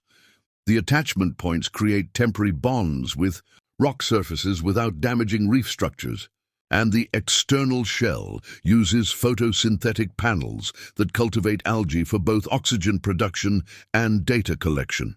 Zephyr added, unable to resist sharing their innovation despite his emotional conflict.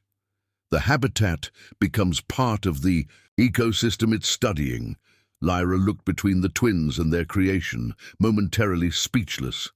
They had designed exactly the type of research station she'd been advocating for years, one that merged architectural innovation with marine science. They had somehow combined their father's structural expertise with her conservation priorities, without even knowing her work. This is precisely what marine researchers have been trying to develop, she said finally. The integration of form and function with environmental consciousness. It's brilliant. The boys absorbed the praise with complicated expressions, gratified by the professional validation, yet conflicted about receiving it from the mother who had abandoned them. Dad helped with the structural integrity calculations, Atlas noted loyally, and the material specifications. But the environmental integration was our idea, Zephyr added, a hint of defiance in his voice. We researched ocean conservation. Principals ourselves. The unspoken message was clear. They hadn't needed her expertise to understand marine protection. They'd found their way to it independently. You've both inherited the best qualities of scientific minds, Lyra acknowledged, careful not to claim credit for their brilliance. Curiosity, innovation, ethical consideration of impact. Orion appeared in the workshop doorway, taking in the scene with a carefully neutral expression. I see you've discovered their magnum opus. It's revolutionary, Lyra replied honestly. Has anyone from the oceanographic community seen this design? Not yet, Orion answered. They were planning to enter it in the Young Innovators Marine Science competition next month. They should, Lyra said firmly. This concept could transform coral reef research methodologies. A complex emotion flickered across Orion's face. Pride in his sons mixed with something more complicated, as he watched Lyra recognize and validate their work in her field. We should continue the property inspection, he suggested after a moment. The forecast shows more rain this afternoon. As they moved through the property, Lyra observed the sophisticated water management systems Orion had designed, while the twins demonstrated their expertise in post-storm assessment. At the weather station, Atlas proudly showed Lyra their monitoring equipment, even asking if she might share coastal data to compare with their land measurements. His first voluntary engagement with her professional knowledge. When they returned to the house, they found utility crews had begun clearing operations on the main road below, their heavy machinery audible in the distance. They're working faster than expected, Orion observed, checking updates on his tablet once they were inside. The road might be passable by tomorrow. The news hung in the air, a deadline of sorts. Their temporary forced coexistence had an expiration date approaching. I should check in with my research team, Lyra said, using her reconnected phone as a convenient retreat from the weight of Orion's gaze. The coastal monitoring stations probably recorded significant data during the storm. As she moved toward the guest room, she heard Zephyr's voice behind her. Is she leaving tomorrow? She didn't linger to hear Orion's response. Chapter 8. Bridges by. Mid-afternoon, the utility crews had restored limited power to the Rivera home.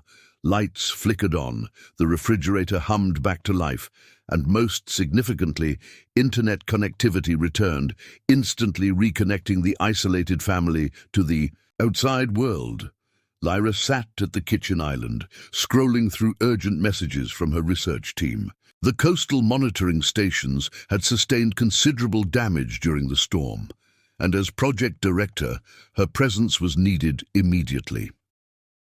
The road clearing is progressing faster than expected, Orion announced, reviewing updates on his tablet. They've reached the second switchback. Access should be possible by tomorrow morning. The news hung in the air like a deadline. Time was running out on their forced reunion. I should be able to leave tomorrow then, Lyra said quietly. My team needs me at the research center. Yes, Orion confirmed, his tone neutral. Assuming no further complications. Across the room, the twins exchanged significant glances. Though they'd maintained careful distance from Lyra throughout the day, both had been watching the adults with calculated interest. Will you come back? Atlas asked suddenly, the directness of his question silencing the room. Lyra looked up from her tablet, momentarily speechless. I would like to, if that's something you all want. Why would we want that? Zephyr challenged, though his tone lacked its earlier venom. You didn't want us before. That's not true, Lyra replied softly. I wanted you desperately. I just couldn't trust myself to be the mother you deserved, and now you can. Skepticism dripped from Zephyr's words. Lyra set her tablet down, giving him her full attention. The truth is complicated, Zephyr. When you were born, I developed a severe mental illness that made me believe terrible things. The doctor said I needed time to heal, and your father agreed to care for you both while I got treatment. But you never came back, Atlas observed, his analytical mind cutting to the heart of the matter. No, I didn't, Lyra admitted. That was my mistake, my failure. The treatment took longer than expected, and by the time I was stable, you were toddlers. Your father had created a beautiful life for you. I convinced myself that disrupting that life would be selfish. It was, Zephyr stated flatly, selfish to stay away. The assessment hit Lyra like a physical blow. You're right, she acknowledged, surprising both boys with her candor. I told myself I was protecting you, but I was also protecting myself from facing what I'd lost, from facing the possibility that you might reject me. Like we're doing now? Atlas asked perceptively. Lyra's eyes filled with tears. Yes, exactly like that. The brutal honesty of the exchange left no room for platitudes or easy solutions. They sat in the uncomfortable truth, the sounds of the house settling around them. I have something to show you, Orion said unexpectedly, breaking the silence. Both of you come with me. The twins followed their father down the hallway toward his study, a room they knew contained his most important projects and private papers. Lyra remained seated, understanding this moment wasn't meant for her. Minutes stretched into a quarter hour before Orion returned alone, his expression somber but resolved. What did you show them? Lyra asked. The letters, he replied, simply. The ones you sent during the first 3 years. Lyra's hand flew to her mouth. You kept them. I thought, when you never responded. Of course I kept them, Orion said quietly. They're the only pieces of you the boys had, even if they didn't know it. I was waiting until they were old enough to understand. And now? Now they need to know that their mother never truly abandoned them, that you checked in, that you asked about them, that you sent child support even when the divorce agreement didn't require it. He leaned against the counter, suddenly looking exhausted. They need the whole truth, not just my simplified version of it. Before Lyra could respond, the twins reappeared, their expressions transformed. Atlas carried a small wooden box, while Zephyr clutched a bundle of envelopes tied with faded blue ribbon. You sent birthday cards, Atlas said, his voice thick with emotion. Every year. And money for our education, Zephyr added, confusion evident in his face. Dad put it in accounts for us. Yes, Lyra confirmed. It wasn't nearly enough to make up for my absence, but I wanted you to have options, opportunities. Why didn't you visit? Zephyr demanded. But the question held more pain than anger now. These letters talk about wanting to see us when we were ready.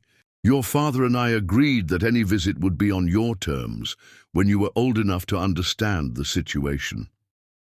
Lyra glanced at Orion, who nodded confirmation.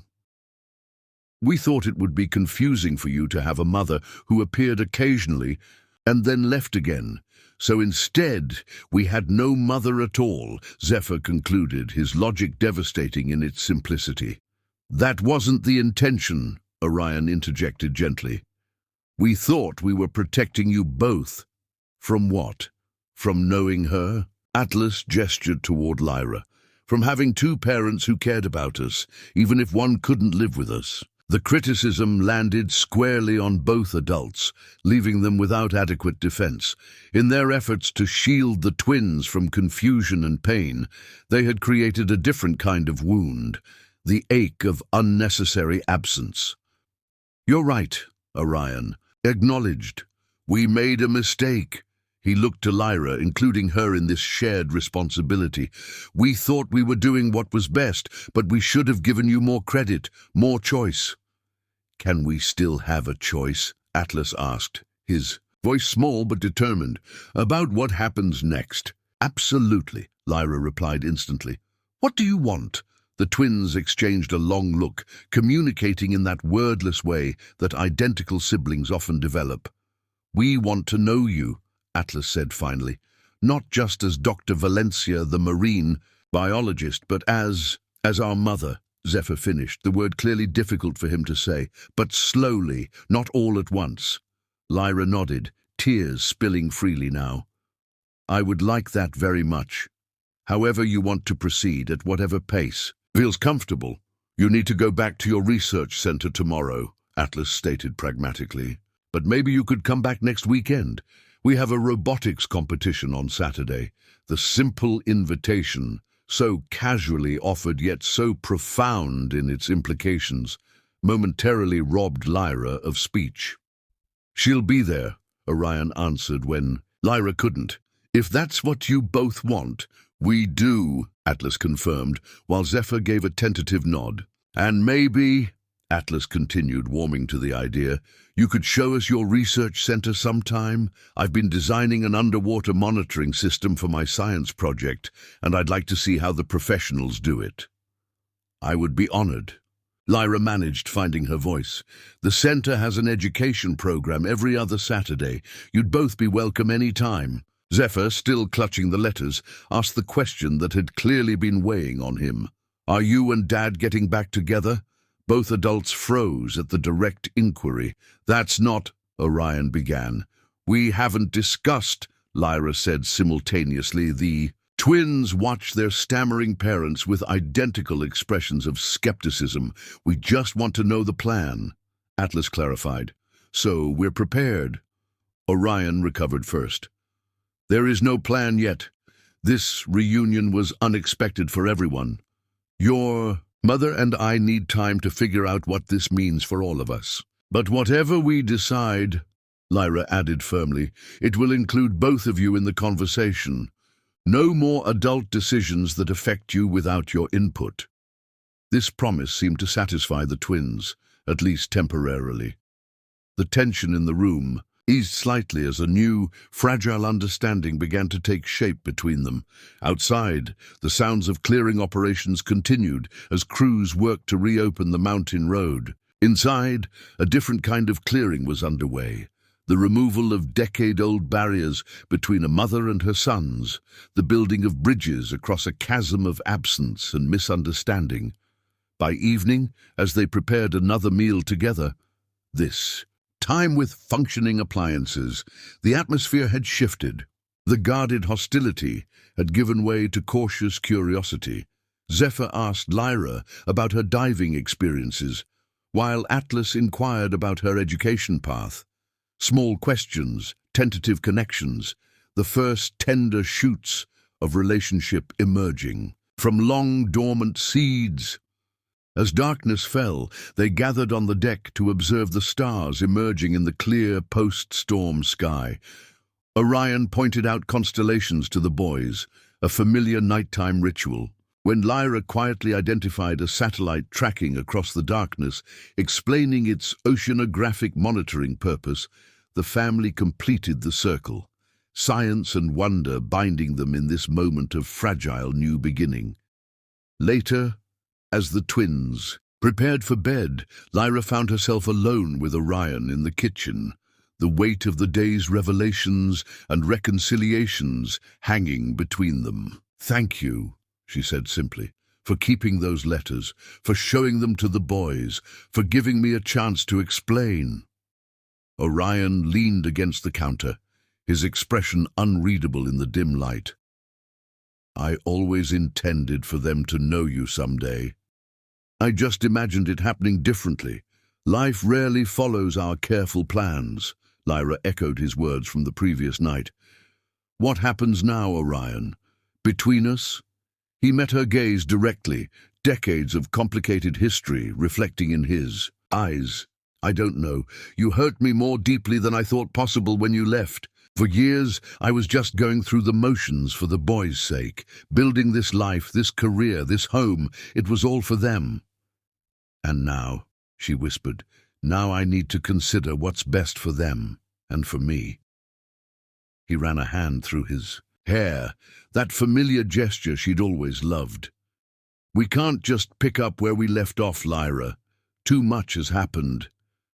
I know, she acknowledged, the simple acceptance carrying the weight of 10 years of separate paths.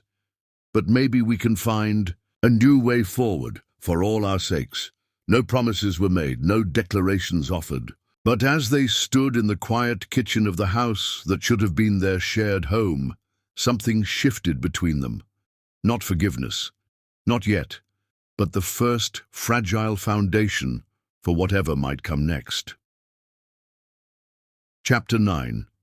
Tidal Pulls. The morning of Lyra's departure dawned clear and bright.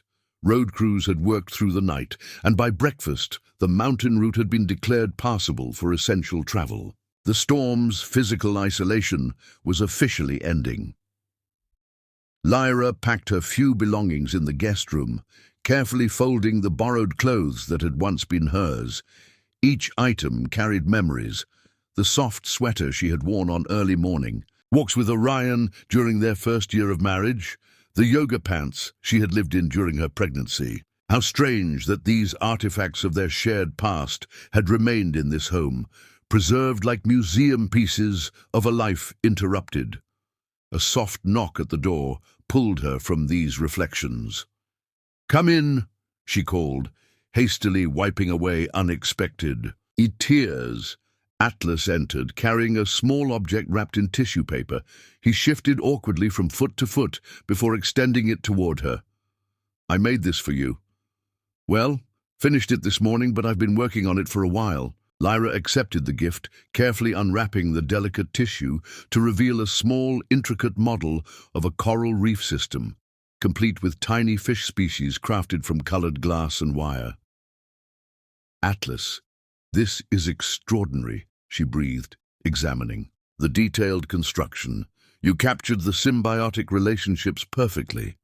He adjusted his glasses, pleased by her scientific appreciation. "I used your research papers as reference, the ones published in Oceanic Conservation Quarterly last year." The revelation that he had sought out and read her academic work struck Lyra deeply. "You've read my research?" He nodded. "Dad helped me access the journals. I've been following your work for about 2 years now." Lyra glanced up in surprise. "Your father knew you were reading my papers?" "He's the one who suggested it, actually," Atlas admitted. "When I got interested in marine ecosystems, he said I should learn from the best in the field." The thought of Orion encouraging their son to connect with her work, even while maintaining the physical separation they had agreed upon, added another layer to the complex tapestry of their shared history. "Thank you for this beautiful gift," she said, carefully placing the coral model in her bag. "I'll keep it on my desk at the research center." Atlas nodded, satisfied with this outcome. "Zephyr made something too, but he's being weird about giving it to you." "That's okay. He needs more time, and that's completely understandable." "He's not really angry anymore," Atlas informed her, his insight into his twin revealing the depth of their connection. "He's scared." "Of what?"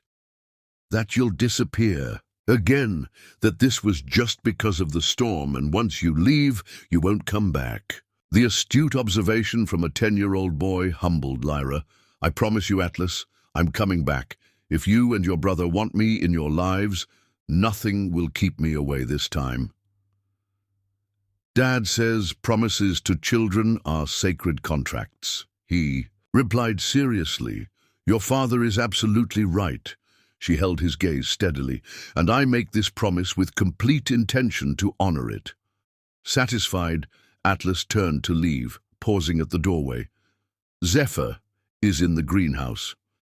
In case you wanted to say goodbye before you go." Lyra found Zephyr in the attached greenhouse, a magnificent glass structure filled with thriving plants and sophisticated hydroponic systems. He was methodically checking water pH levels, recording results in a digital tablet.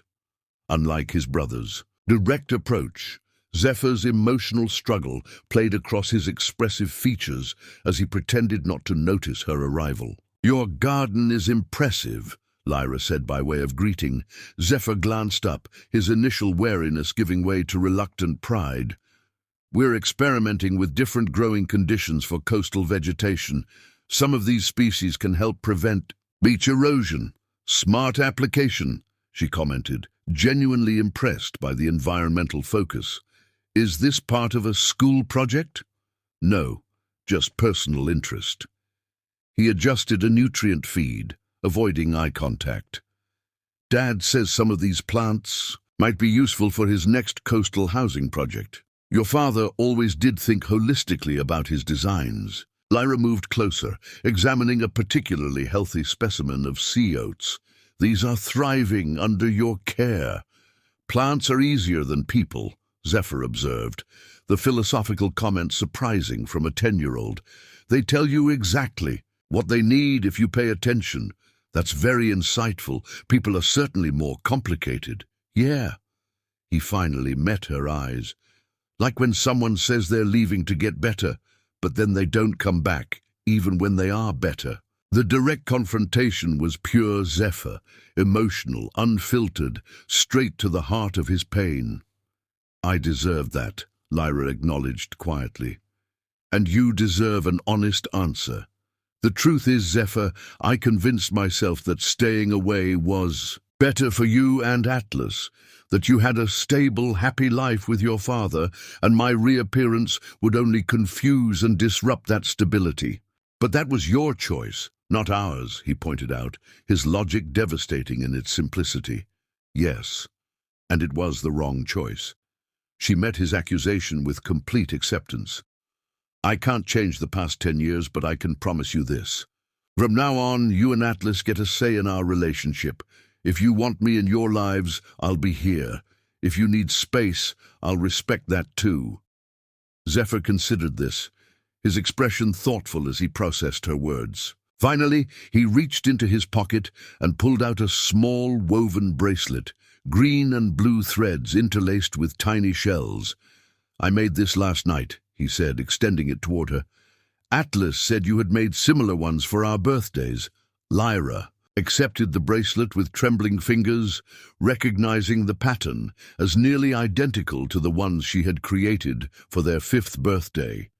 Gifts never delivered, but preserved in her memory box. How did you know the design? She asked, voice thick with emotion. Dad has photos of you wearing one like it, Zephyr explained, in the box of pictures he keeps. The revelation that Orion had maintained such detailed records of their shared past, enough for their son to recreate a pattern from photographs, left Lyra momentarily speechless. Thank you, she finally managed, slipping the bracelet onto her wrist. I'll wear it every day. Zephyr nodded, apparently satisfied with this promise. You should go. Your team needs you. Yes, but I'll be back on Saturday for your robotics competition. She hesitated before adding, if that's still okay with you. It's okay, he confirmed, returning to his plants. We're in the advanced division. Competition starts at 10 a.m. I'll be there by 9:30, Lyra promised, recognizing the exchange for what it was, not just information, but an invitation, a small opening in the walls Zephyr had built around his heart. In the main house, Orion was loading the last of Lyra's belongings into her vehicle. The twins had said their goodbyes and retreated inside, leaving the adults to navigate their own complicated farewell. Thank you, Lyra said simply, for not poisoning them against me, for preserving some connection, however tenuous. They're as much yours as mine, Orion replied. They always have been. He hesitated before adding, are you sure about Saturday? The competition can get intense, and the boys might be too focused to interact much. I'm sure. Even if I just sit in the audience and watch, it's a start. She met his eyes directly. Unless you'd rather I didn't come. That's not it at all. He ran a hand through his hair, a familiar gesture from their shared past. We're in uncharted territory here, Lyra, for all of us. I know. She took a deep breath. But if this storm taught us anything, it's that sometimes the universe forces confrontations we've been avoiding. Maybe it's time we stopped working around each other and started working together, for their sake. As she slid into the driver's seat, Lyra looked up at the glass house on the hill, a structure that embodied Orion's vision and housed the children she had never known. For the first time in a decade, the sight filled her not with regret, but with possibility. Saturday, then, Orion confirmed, stepping back from the vehicle. Saturday, Lyra agreed, starting the engine. And many days after.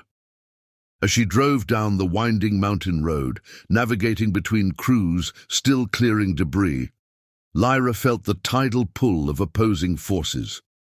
Her responsibility to the research team waiting at the coastal center and the magnetic draw of the family she had just rediscovered. For 10 years, she had allowed these forces to remain separate, convinced they could not coexist. Now, with a handcrafted coral reef model in her bag and a woven bracelet on her wrist, she wondered if integration might finally be possible. Chapter 10. Where Hearts Align. The regional robotics competition hummed with excitement. Hundreds of children and parents filled the university fieldhouse, where competition arenas had been constructed for various age divisions. Elaborate robots navigated obstacle courses, lifted objects, and performed tasks of increasing complexity, while judges evaluated performance and technical innovation. Lyra arrived at 9:15 a.m., 15 minutes earlier than promised. She scanned the crowded venue anxiously, searching for familiar faces among the sea of participants. Dr. Valencia. She turned to find Atlas waving from a preparation area where teams worked frantically on last-minute adjustments. Beside him, Zephyr was fine-tuning what appeared to be a sophisticated aquatic robot designed to navigate a water-based obstacle course. Lyra made her way through the crowd, conscious of curious glances from other parents. She had dressed carefully. That morning, professional but approachable in dark jeans and a jewel-toned blouse, the woven bracelet Zephyr had given her prominently displayed on her wrist. "You came," Atlas said, adjusting his glasses with obvious pleasure. "Of course," she replied simply. "I promised I would." Zephyr looked up from his calibrations, his expression guarded but not hostile. "We're in Arena 3, starting in 20 minutes. Dad went to register us." "Your robot looks impressive," Lyra observed, studying the aquatic device. "Did you design the propulsion system?" "Atlas did the propulsion. I did the navigation programming," Zephyr explained.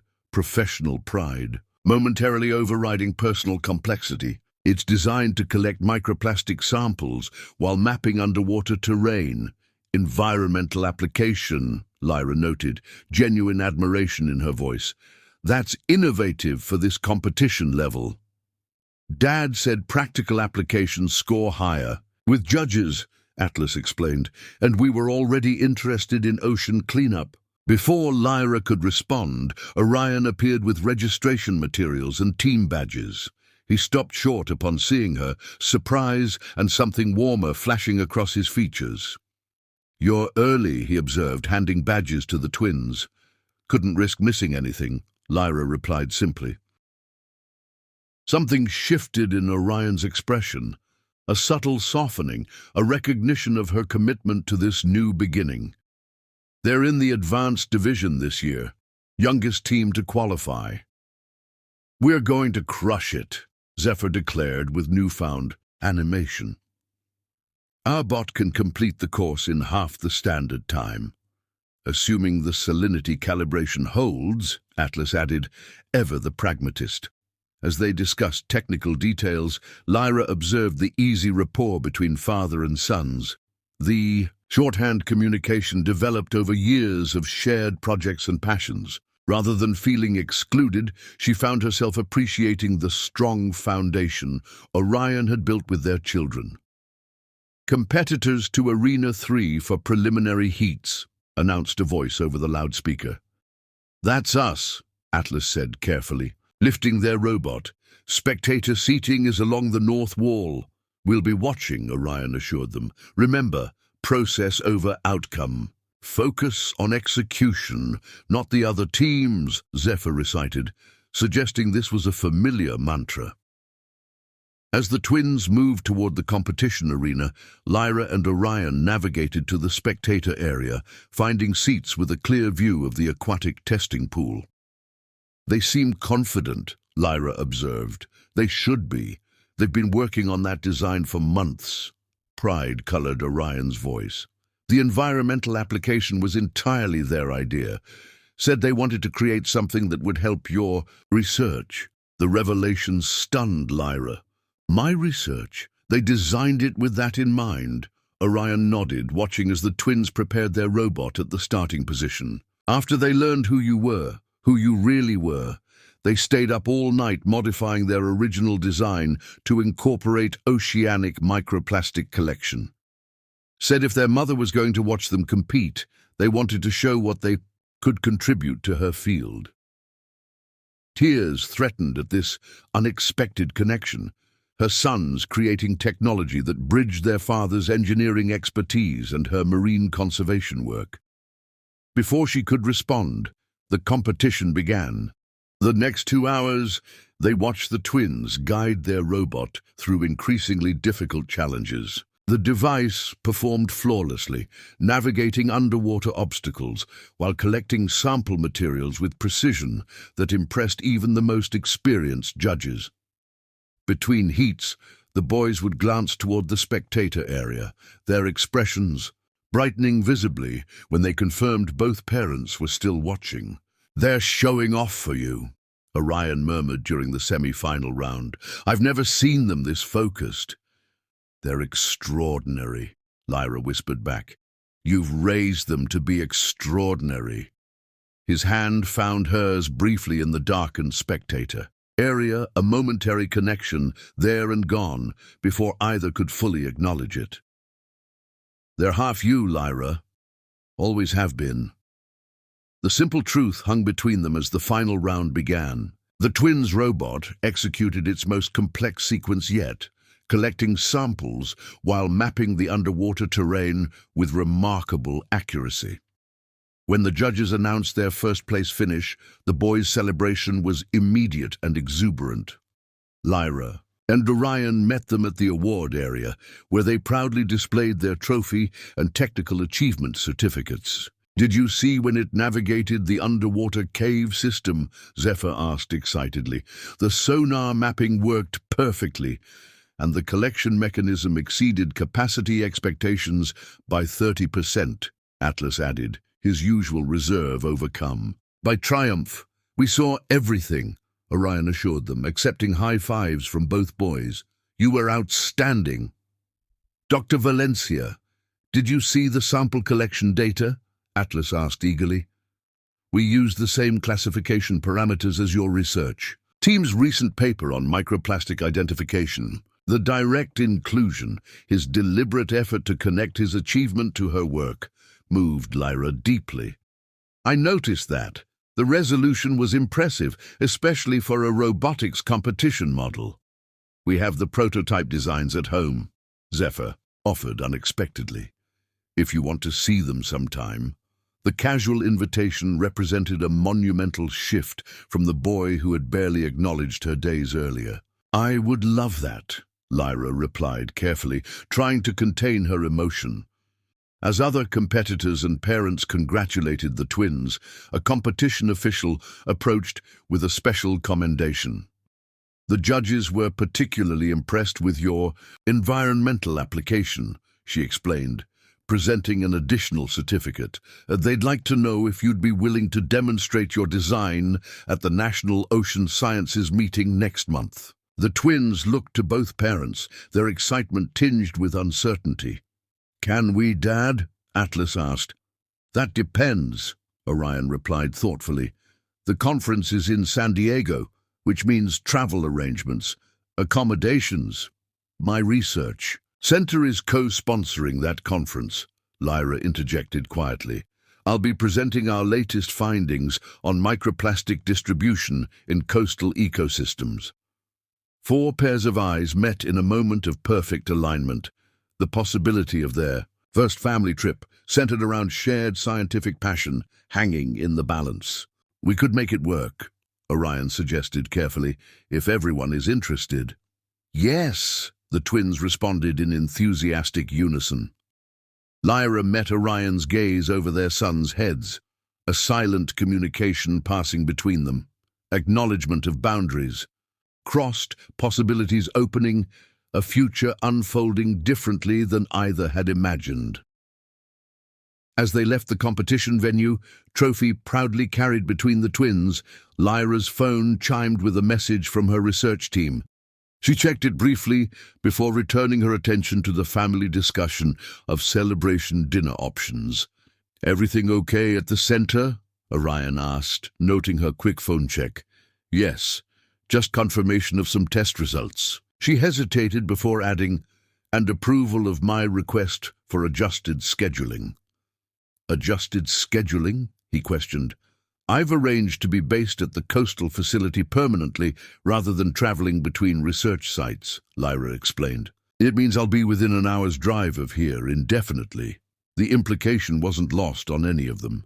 This wasn't a temporary arrangement or a brief reconnection. It was a commitment to sustained presence in her sons' lives. "Does that mean you'll come to more of our competitions?" Atlas asked, hope evident in his voice. "And maybe help with my greenhouse experiments?" Zephyr added tentatively. "Some of my coastal plants aren't thriving." "If you want my help, absolutely," Lyra confirmed, careful to respect their agency in this evolving relationship. "My schedule will still include research responsibilities, but I've made it clear to my team that family commitments are my priority now." "Family," Zephyr repeated, testing the word carefully. "So you're staying for real this time?" It wasn't a question, but Lyra answered it anyway. For real this time. No more running away, no more hiding behind work or fear or anything else. As they reached the vehicles, the logistics of their current situation reasserted themselves. 2 separate cars, 2 separate homes, 4 lives still finding their way toward new configuration. "We should discuss arrangements for the San Diego trip," Orion suggested practically. "Perhaps over dinner next week. My place, or—" "Actually," Lyra began, gathering her courage, "I've been looking at rental properties near the coastal research center. There's a house available with a good-sized yard and room for the boys to have their own space when they visit. If they want to visit, that is." The twins exchanged one of their communicative glances before Atlas spoke. "Would we have room for science projects there too?" "Absolutely. There's a converted garage that would make an excellent workshop space." "What about my plants?" Zephyr questioned. "Some of them are pretty established." "The yard gets excellent southern exposure, and there's a greenhouse structure that needs some renovation but has good bones." Lyra had clearly researched this property with their specific interests in mind. The details of the home, selected for its potential to accommodate 2 scientifically minded boys and their projects, weren't lost on Orion. His expression softened as he recognized the thought she had put into creating a space where their sons might feel welcome. "It sounds perfect," he acknowledged, "for weekend visits and school holidays." "To start with," Lyra agreed carefully, "and we can adjust as needed, based on what works for everyone." The conversation paused as they reached their vehicles, the practical reality of separation reasserting itself. But unlike days earlier, when Lyra's departure from the glass house had been laden with uncertainty, this parting carried promise of imminent reunion. "Next Saturday," she confirmed, looking to the twins for approval. "We'll help you move in," Atlas offered pragmatically. "Dad's truck can carry more than your car. And I can bring some plant cuttings for your greenhouse," Zephyr added, to get it started right. Their casual inclusion of her in future plans, the assumption of continued connection rather than tentative possibility, represented a seismic shift from the hurt, angry boys of days earlier. As goodbyes were exchanged and separate vehicles prepared for departure, Orion hung back briefly, catching Lyra's eye over the hood of her car. "Thank you," he said simply, "for coming back not just today, but for good," she finished for him. "It took a storm, 2 meddling 10-year-olds, and a dating app to get me here, but I'm staying this time." Something indefinable passed between them then. Not romance rekindled, not yet, but the recognition of a shared future taking shape, different from what they had once imagined, but perhaps equally meaningful. "I never stopped loving them, Lyra," whispered, the admission both apology and promise. Or you. Orion's expression softened, years of hurt and loneliness visible in his eyes, but also something new, a cautious hope. We have time now, he said finally. Time to figure out what comes next, all of us together. As Lyra drove toward the coastal facility that had been her refuge for years, she glanced in the rearview mirror to see the three figures still standing in the parking lot, Orion and their sons, watching her departure. But unlike every other time she had driven away from them, today's separation was temporary, a brief interlude rather than an ending. On her wrist, the bracelet Zephyr had woven caught the afternoon sunlight, its blue and green threads symbolizing the ocean that had once divided her from her family, but now formed a bridge between their worlds. In her bag, Atlas's coral model waited to take its place on her desk, a daily reminder of the brilliant minds and open hearts she had almost lost forever. The road ahead curved toward the coast, where her professional responsibilities awaited. But for the first time in a decade, she drove with the certainty that another road, one leading back to a glass house on a hill and the family within it, would always remain open, ready for her return whenever she chose to follow it. No longer would ocean and architecture exist as separate realms in her fractured life. The vision of her son's robot, designed to protect marine ecosystems while navigating complex underwater structures, had shown her what was possible when these worlds merged. Something stronger, more complete, and infinitely more beautiful than either could be alone.